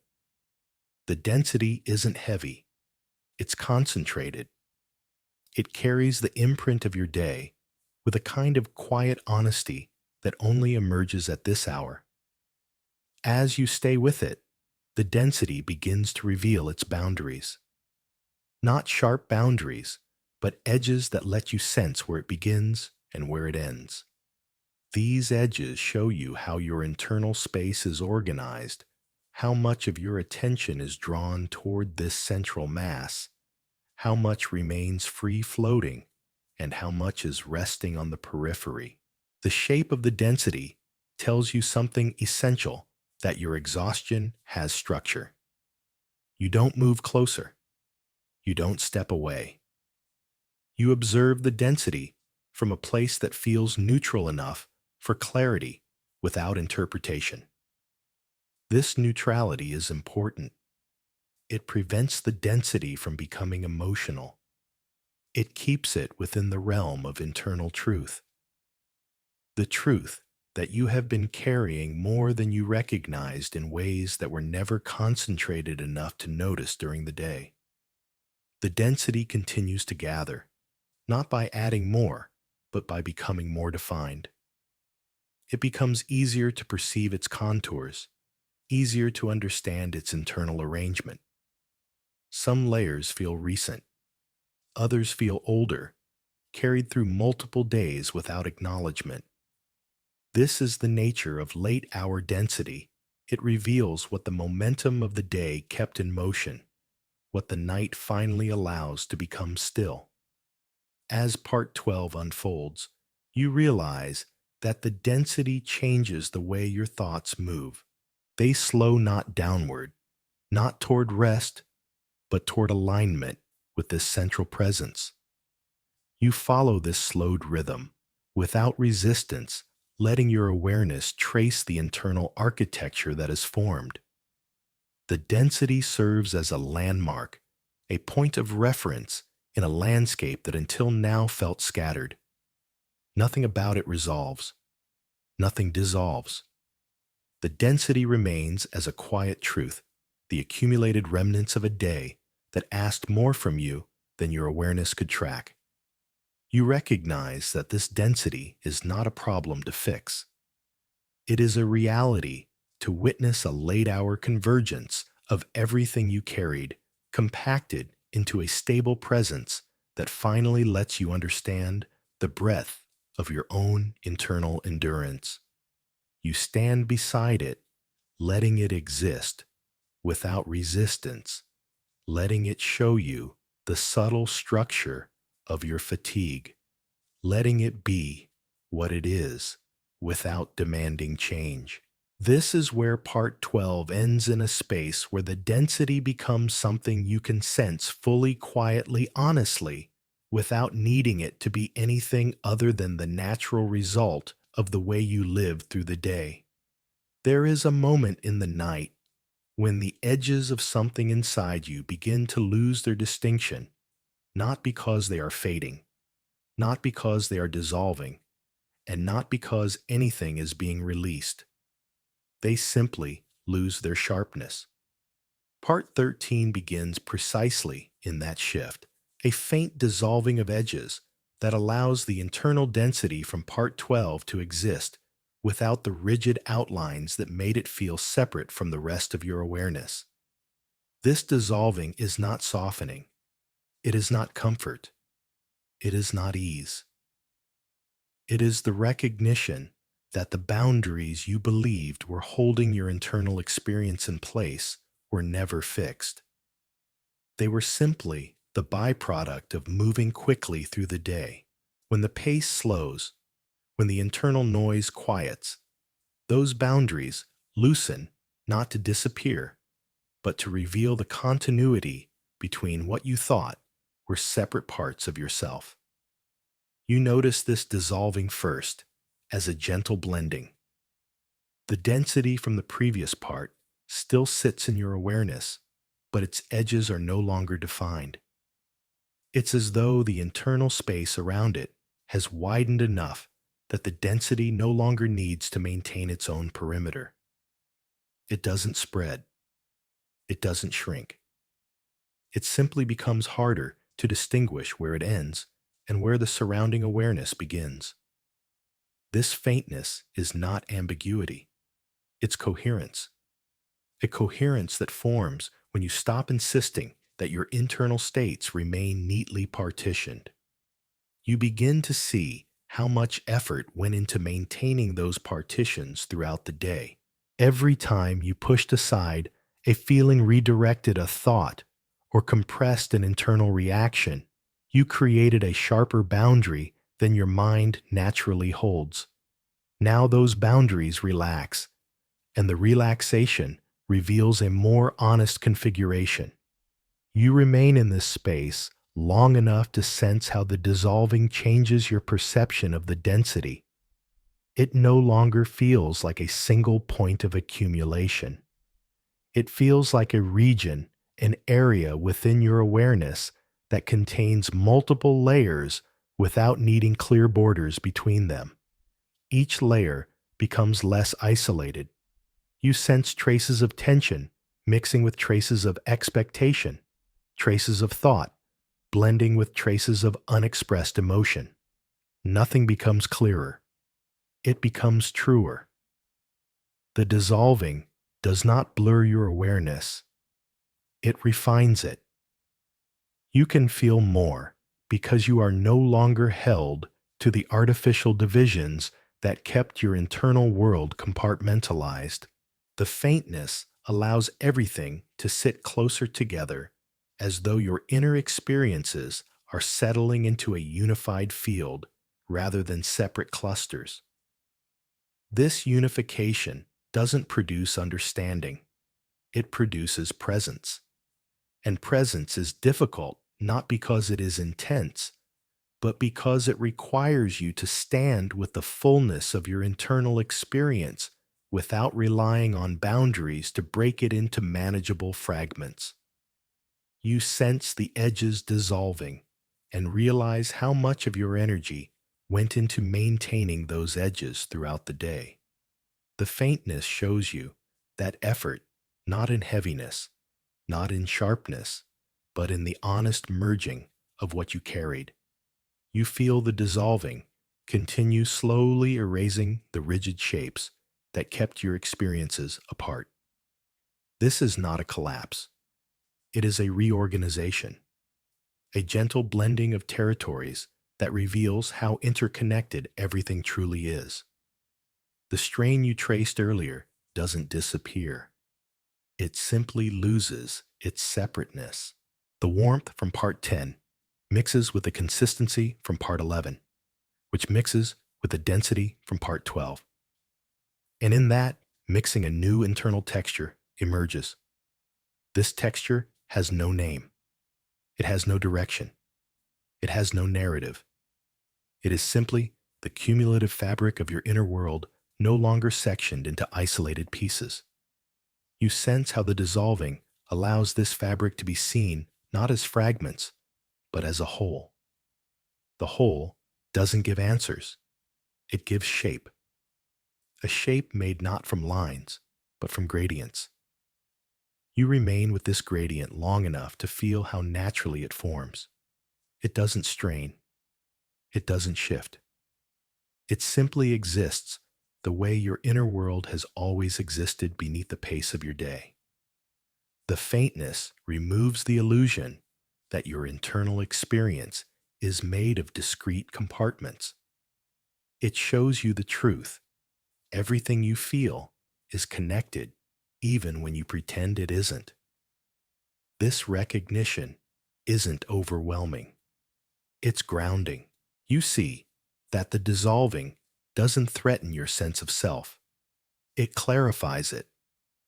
When the edges fade, what remains is the continuity that has always been present.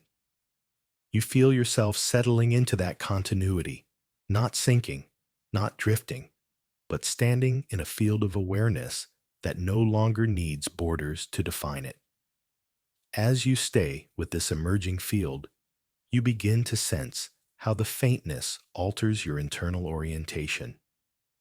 You become aware of more subtle transitions within yourself, tiny shifts that would have been invisible when your experience was divided. You feel how moments of tension interact with moments of neutrality, how small concerns mix with moments of stability, how internal motions from earlier parts flow into this blended landscape. This blending creates no confusion. It creates honesty. You are no longer choosing what to notice or what to ignore. Everything exists in the same space now, and that unity reveals something essential. Your internal world is larger than any single feeling, larger than any single strain, larger than the density that once seemed so defined.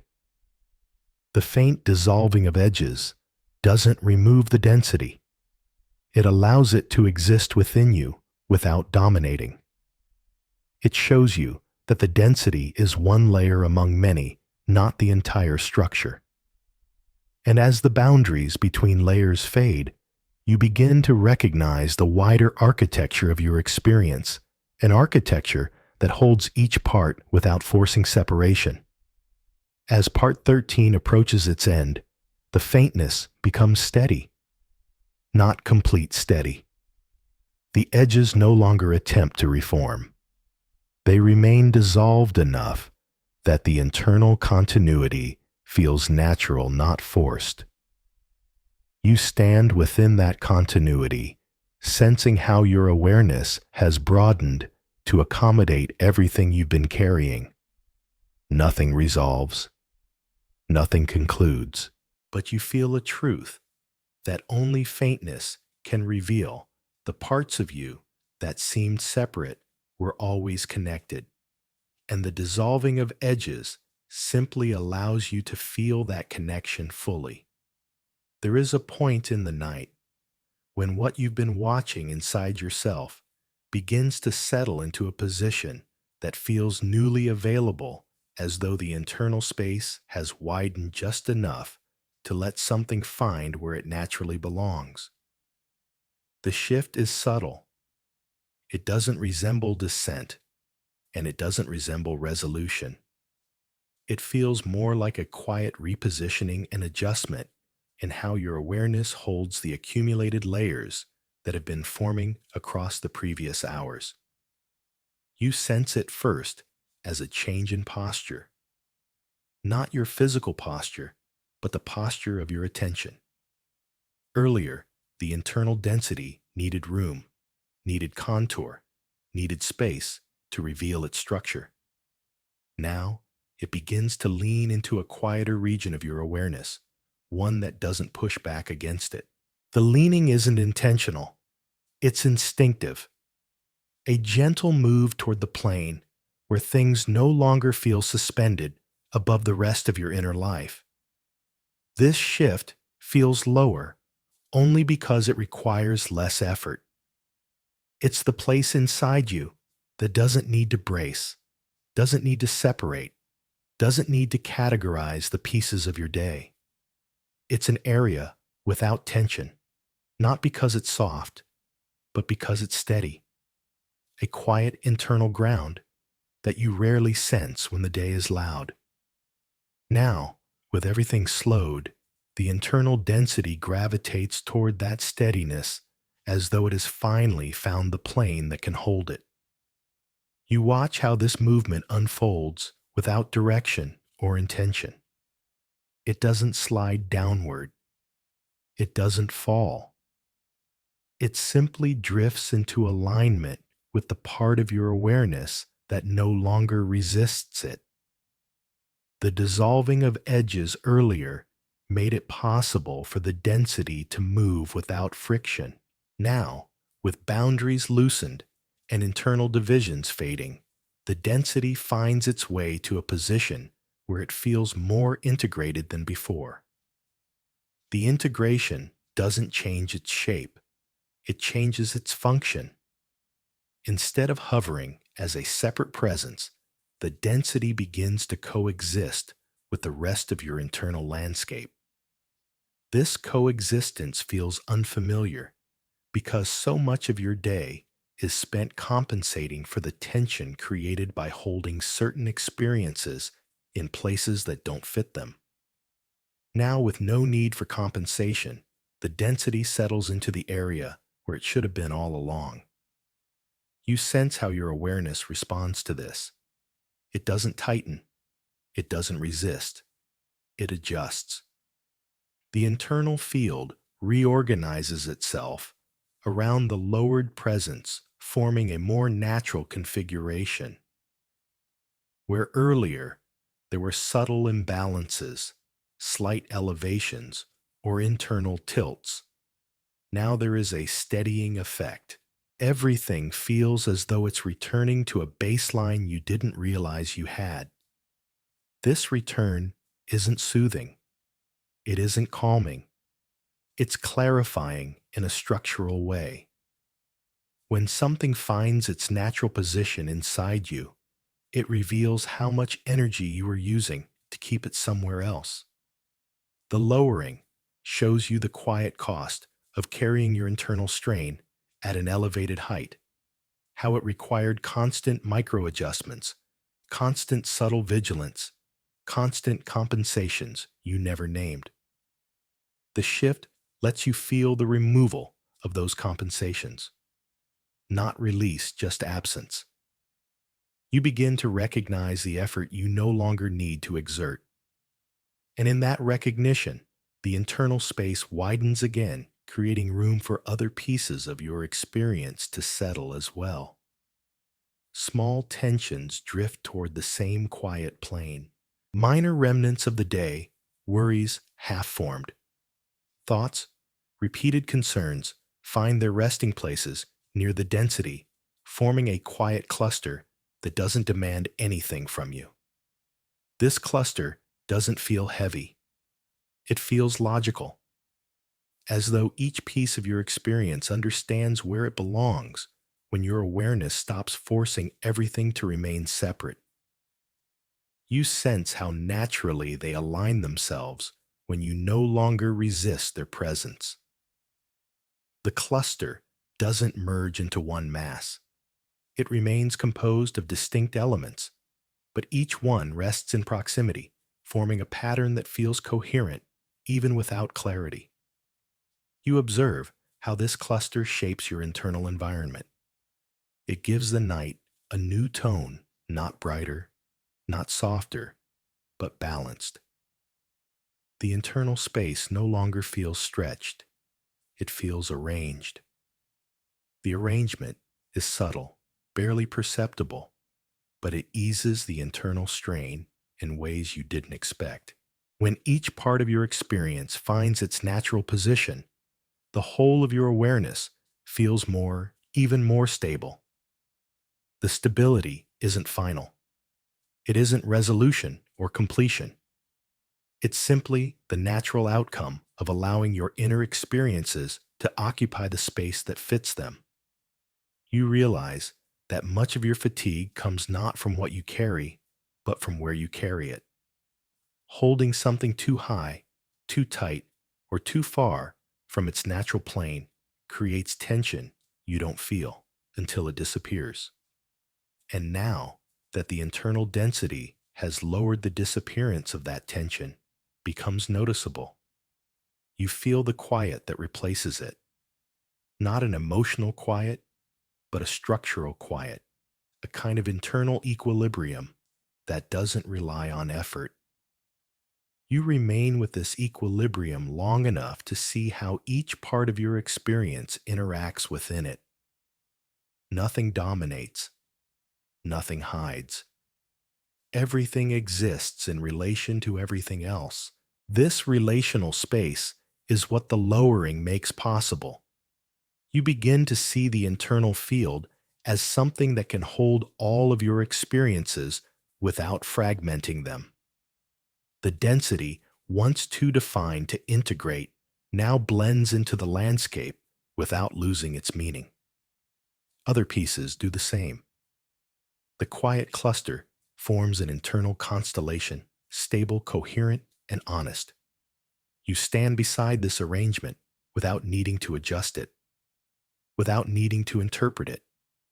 It exists in the only way it can exist, when you stop forcing it into shapes that don't belong to it. The lowering reveals that your inner world has always had a place for everything you carry. It simply needed the pace of the night to show you where those places are. And so this part settles into the quiet understanding that lowering isn't descent, it's alignment. Alignment with the internal plane where what you carry can finally rest without distorting the rest of you. There is a kind of clarity that doesn't arrive through understanding, doesn't brighten anything, and doesn't resolve what you've been feeling. It appears instead as a quiet visibility, a way of seeing the landscape inside you without the distortions that shaped it earlier. Part 15 begins in that visibility, where the internal cluster that formed in the previous hour stops shifting and starts revealing the subtleties of its presence. You don't see details. You don't see defined shapes. You see enough. Enough to notice contours that weren't apparent before. Enough to sense the differences between what is recent and what has lingered longer than you realized. The visibility isn't illumination. It's exposure. The internal cluster sits where it has settled, and the night now gives you the vantage point to observe how each part relates to the others. You sense first how the cluster holds multiple time signatures. Some layers feel like today, thin close, still carrying the residue of the hours you just lived. Others feel older, faint echoes of unresolved moments that never demanded attention, but never fully dissolved. The cluster doesn't separate these layers. It holds them in proximity, making their coexistence visible in a way daytime speed never allows. This visibility brings no insight. It brings orientation. You begin to see how each layer influences the next, not through narrative, not through meaning, but through position. Some layers sit closer to the surface, making themselves known with a quiet immediacy. Others rest deeper in the internal field, shaping the background tone of your awareness without rising into focus. None of them ask to be solved. They simply ask to be witnessed as they are. You remain with this cluster long enough to sense its architecture. It isn't chaotic. It isn't neat. It's patterned in a way that feels organic, like something that formed naturally through accumulation rather than intention. The visibility lets you perceive how these layers have interacted across days, influencing the rhythm of your thoughts in small, nearly invisible ways. The more you observe, the more you sense the internal currents moving through the cluster. These currents aren't emotional. They're structural.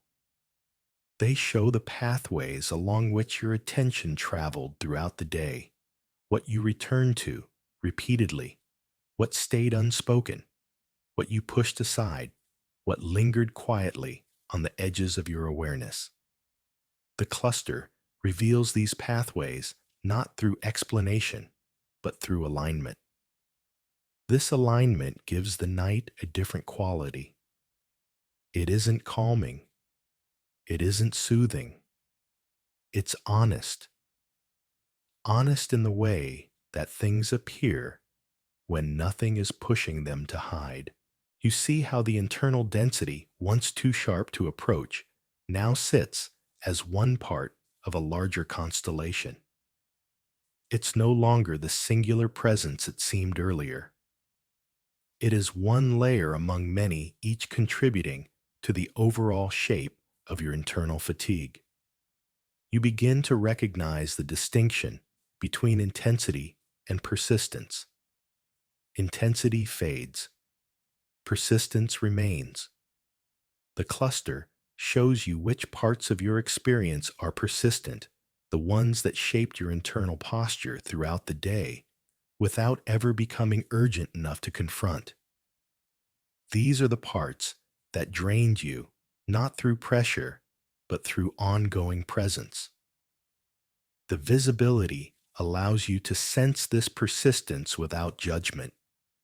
You see how naturally these layers formed, how they gathered without intention, how they now sit together because the night has made room for their coexistence.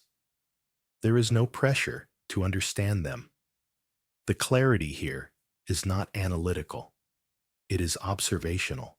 You are seeing without interpreting, and that is the quiet strength of this part.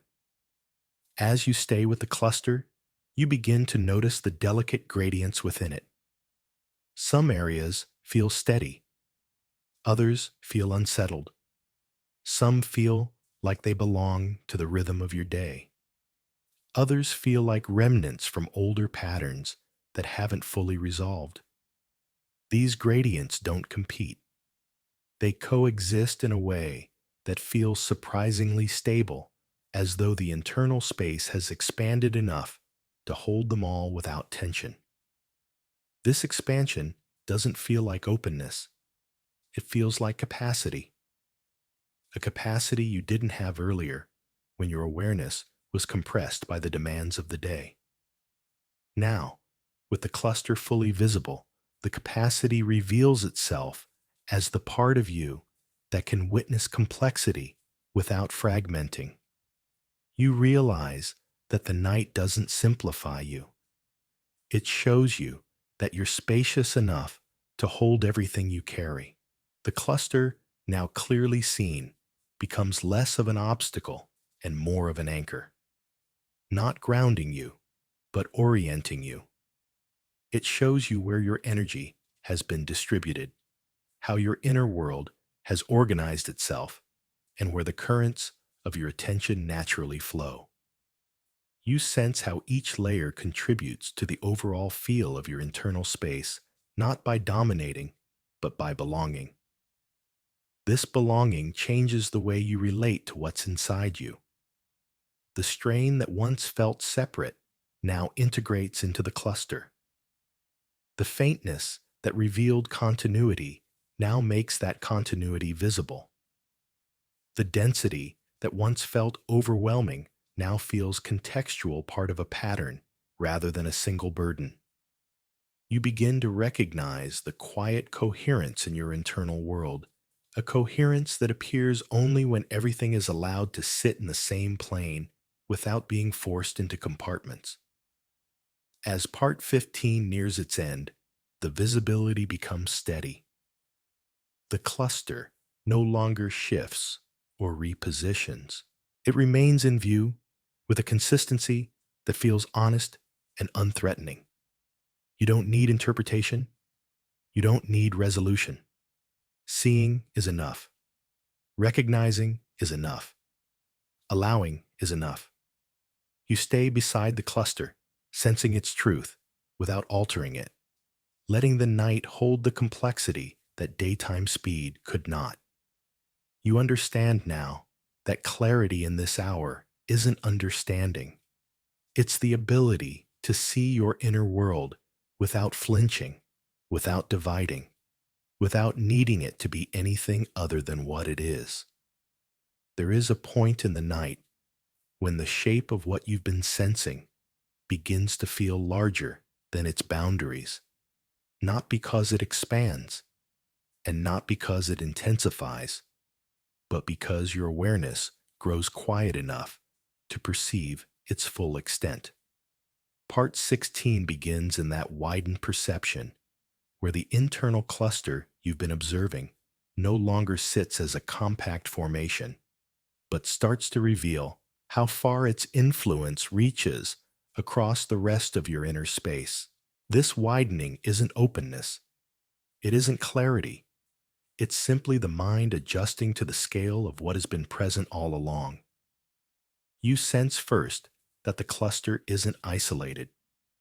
It casts subtle effects, outward small fluctuations in the surrounding awareness that echo the layers within it.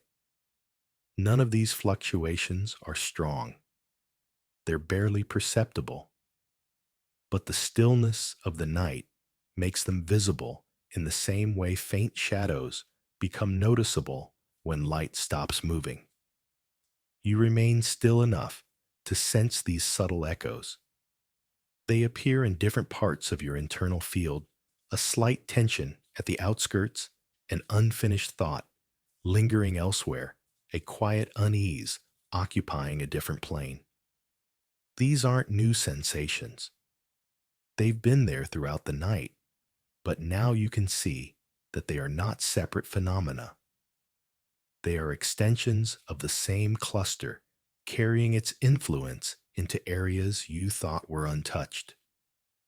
The widening doesn't change the cluster, it changes the context. You begin to understand that what you've been sensing isn't confined to a single region of your awareness.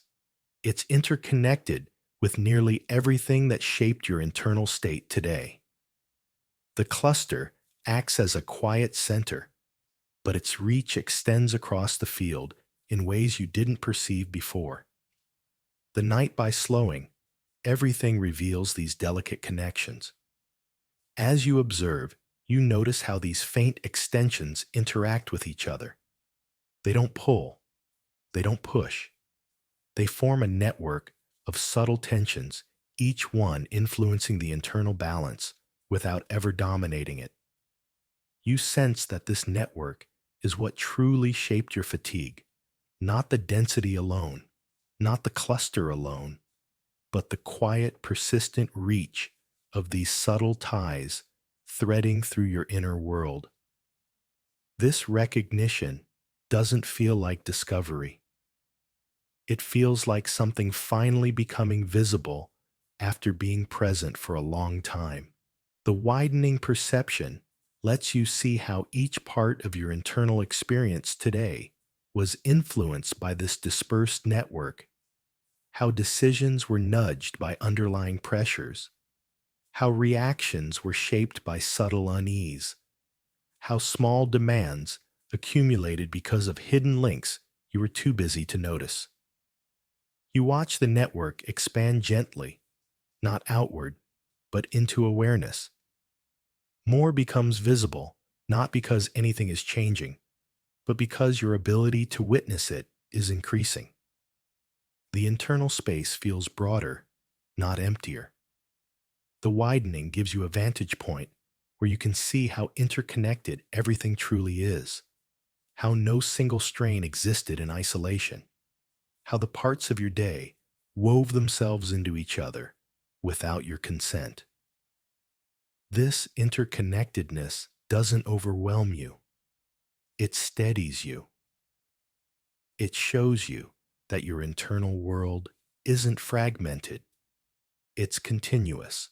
The daytime rush made it feel fractured, but the night reveals that each fragment was simply a point along a broader pattern. The pattern is quiet, subtle, and honest. And now, in this hour, you can witness it without trying to fix it. You remain in the widened perception long enough to sense the gradients within the network. Some areas carry more tension. Others feel almost neutral. Some parts feel recent. Others feel older. But all of them share the same underlying thread. The cluster sits at the center, but its influence radiates in quiet arcs that shape the internal landscape more than you realized.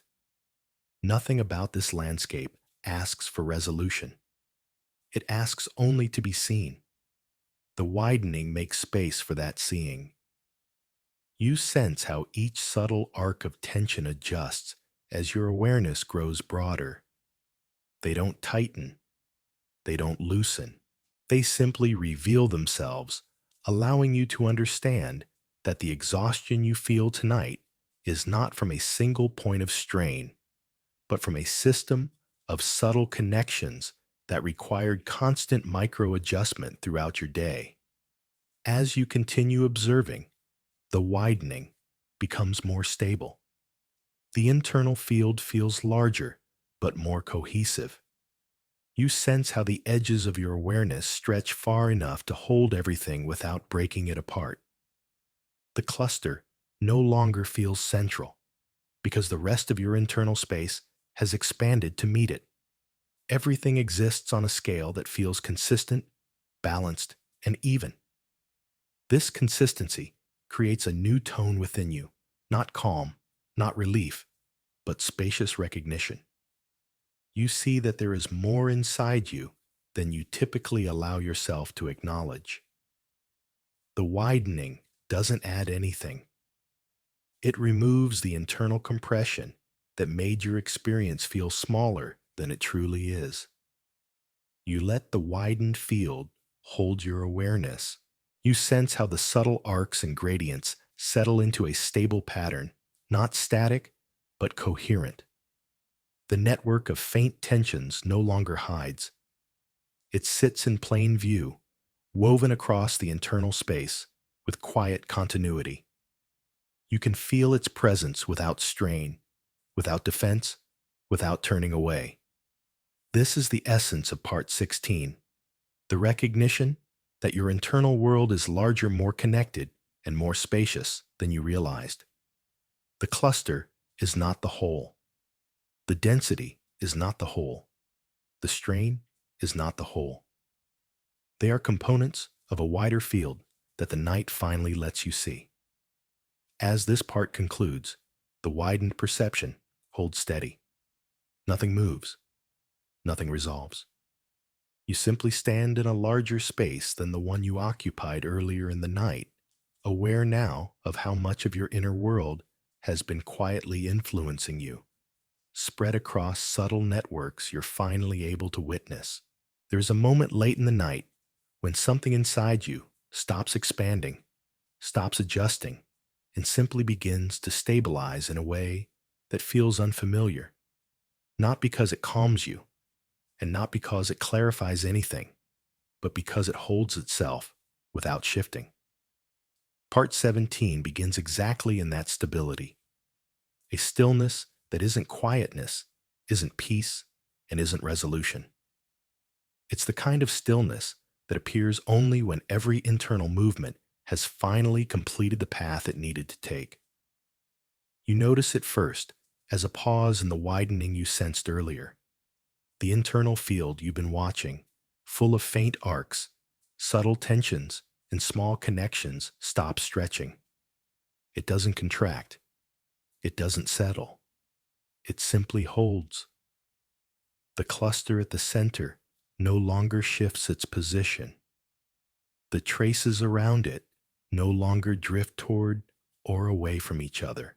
Everything remains where it is, as though your awareness has reached a scale large enough to contain the entire landscape without needing to reorganize it.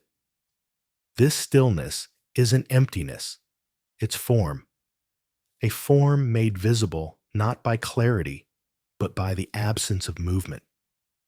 The internal network that once felt fluid now appears structured, not rigidly, but reliably. You can sense the way each part of your experience fits into that structure, the density, the faint edges, the lowered plane, the subtle echoes. They all sit in relation to each other in a pattern that feels both new and strangely inevitable. You linger here long enough to sense how this internal structure shapes the entire atmosphere of the night. The stability isn't soothing, it's revealing. It shows you without words the full architecture of your exhaustion, not the intensity of it, not the emotional charge, but the way it formed through layers and pathways you weren't aware of earlier. The structure makes the history of your day feel tangible, as though you can see the imprint of everything you carried, not as memories, but as shapes. This recognition creates a soft resonance inside you, not emotional resonance, but structural resonance. You feel the internal field vibrating with a tone that matches its own arrangement.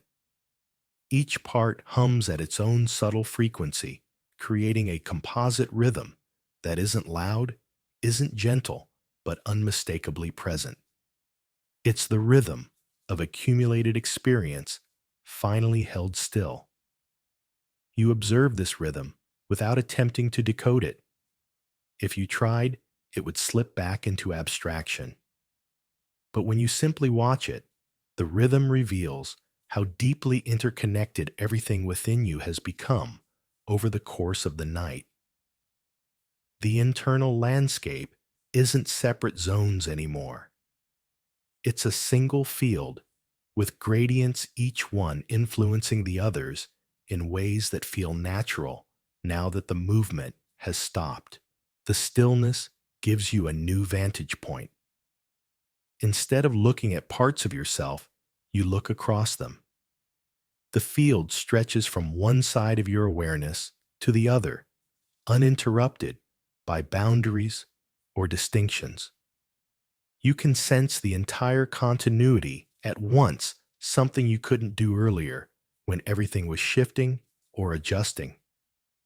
Now the continuity reveals itself as the truth beneath all the movement.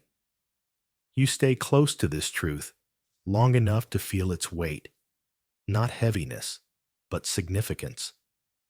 It's the weight of seeing the entire shape of your internal experience without needing to separate it into pieces. The visibility from part 15, the widening from part 16, and the earlier dissolving of edges now converge into one stable picture. Nothing is hidden. Nothing is exaggerated. Everything is simply present. As you breathe into that presence, not physically, but mentally, the internal field doesn't deepen or brighten. It holds. The stability feels almost like a plateau, not flat, but level, the place where all the earlier motion was leading. You sense how natural it is for the mind to arrive here after moving through the layers of the night. The structure was always forming. The stability was always waiting. You simply didn't have the stillness required to feel it until now. This plateau gives you a different kind of recognition that fatigue isn't only the product of carrying too much, but also of carrying things without a place for them to land. Now that each part of your internal experience has found its position, the sense of drain becomes clearer, not because it eases, but because you can finally see what it's made of. You observe how the stability interacts with the subtle arcs and gradients around it. They don't disappear. They anchor themselves. The echoes from earlier parts now feel like fixed points, no longer rippling outward. The density remains at the center, but its presence is less forceful, less defined by movement. Everything that once shifted now rests as part of a cohesive whole. You stand beside this cohesion, sensing its quiet magnitude. It doesn't overwhelm. It doesn't soothe. It simply exists in full unbroken form. And that existence reveals the truth of what the night has been showing you, that your inner world is not a set of separate experiences, but a single interconnected system that only becomes visible when enough stillness accumulates. The longer you remain here, the more you understand that this stability isn't an ending. It's a moment of recognition, a moment when everything settles just long enough for you to witness your own internal truth. The cluster, the density, the faint edges, the lowering, the widening, they all contributed to this configuration. And now, for the first time tonight, the configuration stops moving. Nothing about it resolves. Nothing changes, but you feel the shape of it fully, quietly, honestly. The structure of what you've carried all day holds itself without collapsing or shifting. It stands in the space of your awareness as the complete form of your internal experience. And so you remain beside it, not interpreting, not analyzing, simply witnessing the stabilized truth of everything the day left inside you. There's a point near the end of the night when nothing inside you feels like it is moving anymore, not drifting, not widening, not lowering, not dissolving. Everything sits in a quiet configuration that has finished arranging itself. Part 18 begins in that completed stillness, not as closure, not as relief, but as the moment when the internal field holds its entire shape without expecting anything else from you. You sense it first as an absence, the absence of adjustment. For hours, your awareness has been shifting to accommodate density, faint edges, gentle motions, subtle networks, widening fields, and the eventual stabilization of everything you carried. Now, there is no more shifting. The configuration of your internal world is set for the night, not permanently, just truthfully. It reflects exactly what remained unprocessed through the day, and nothing tries to move it elsewhere. The resulting stillness feels unfamiliar because it isn't soft, it isn't light, it isn't quiet in the comforting sense. It's quiet in the accurate sense, the kind of quiet that appears when everything is finally in view and nothing is hiding. This accuracy is what Part 18 holds the unembellished shape of your inner landscape seen without movement distortion or resistance. You stay close to this shape long enough to feel its texture. It's layered, but cohesive, complete, but not finalized. Each part of your day sits inside it as if suspended in its rightful place.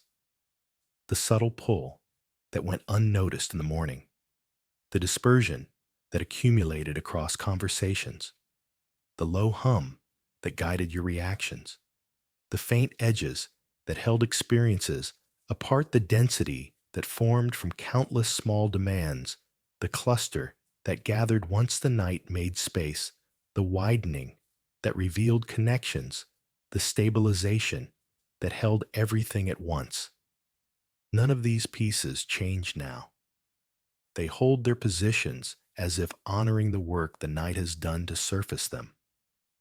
You sense that this stillness isn't an ending. It's a snapshot, a moment in which your internal world is visible exactly as it is without expectation or interpretation. It's the final position of everything that was carried, everything that was postponed, everything that was quietly endured. You stay with this snapshot longer than you expect, noticing how it affects the surrounding awareness. The rest of your internal space doesn't recoil from, it doesn't resist, it doesn't lean toward it, it simply holds it. The stability from the previous hour extends into a wider field, creating an internal atmosphere that feels balanced, not because it's peaceful, but because it's honest. Honesty has its own form of equilibrium. You follow this equilibrium across the internal field, sensing how each part of the configuration fits into a larger whole. The subtle arcs that once extended from the cluster now rest as faint traces. The gradients that once moved between layers now exist as quiet transitions. The density that once demanded recognition now sits with the same weight as everything else. Nothing dominates. Nothing recedes. Everything belongs. This belonging reveals something you couldn't see earlier, that fatigue is not merely the accumulation of strain. It is the absence of a place for that strain to land. Now that each part of your experience has found its position, the fatigue doesn't disappear, but its structure is clear. You understand what it's made of. You understand how it formed. You understand the paths it traveled inside you before the night made them visible. This understanding isn't conceptual, it's spatial. You feel the arrangement rather than thinking through it. The internal space takes on a shape that feels whole, not complete, not resolved, but whole in the sense of being undivided. You're no longer looking at fragments. You're looking at a single field, containing everything the day left behind. You remain beside this field, watching how the internal atmosphere adjusts to its presence. The adjustments are minimal now, more like settling than movement, a subtle smoothing at the edges, a slight leveling of tension, a quiet balancing of weight across the internal plane. These are final adjustments, the last refinements the night makes before everything rests. As you observe this process, you realize that the night has been guiding you toward this moment, not to relieve you, not to transform you, but to let you see how your inner world organizes itself when given enough quiet. The organization isn't perfect. It isn't symmetrical, but it's yours. And it's visible now in a way it rarely is. You sense how natural it is for this stillness to hold. The internal landscape has arranged itself as much as it can. The patterns formed, the shapes revealed, the connections illuminated, the wider field stabilized. Nothing more needs to move. Nothing more needs to be uncovered.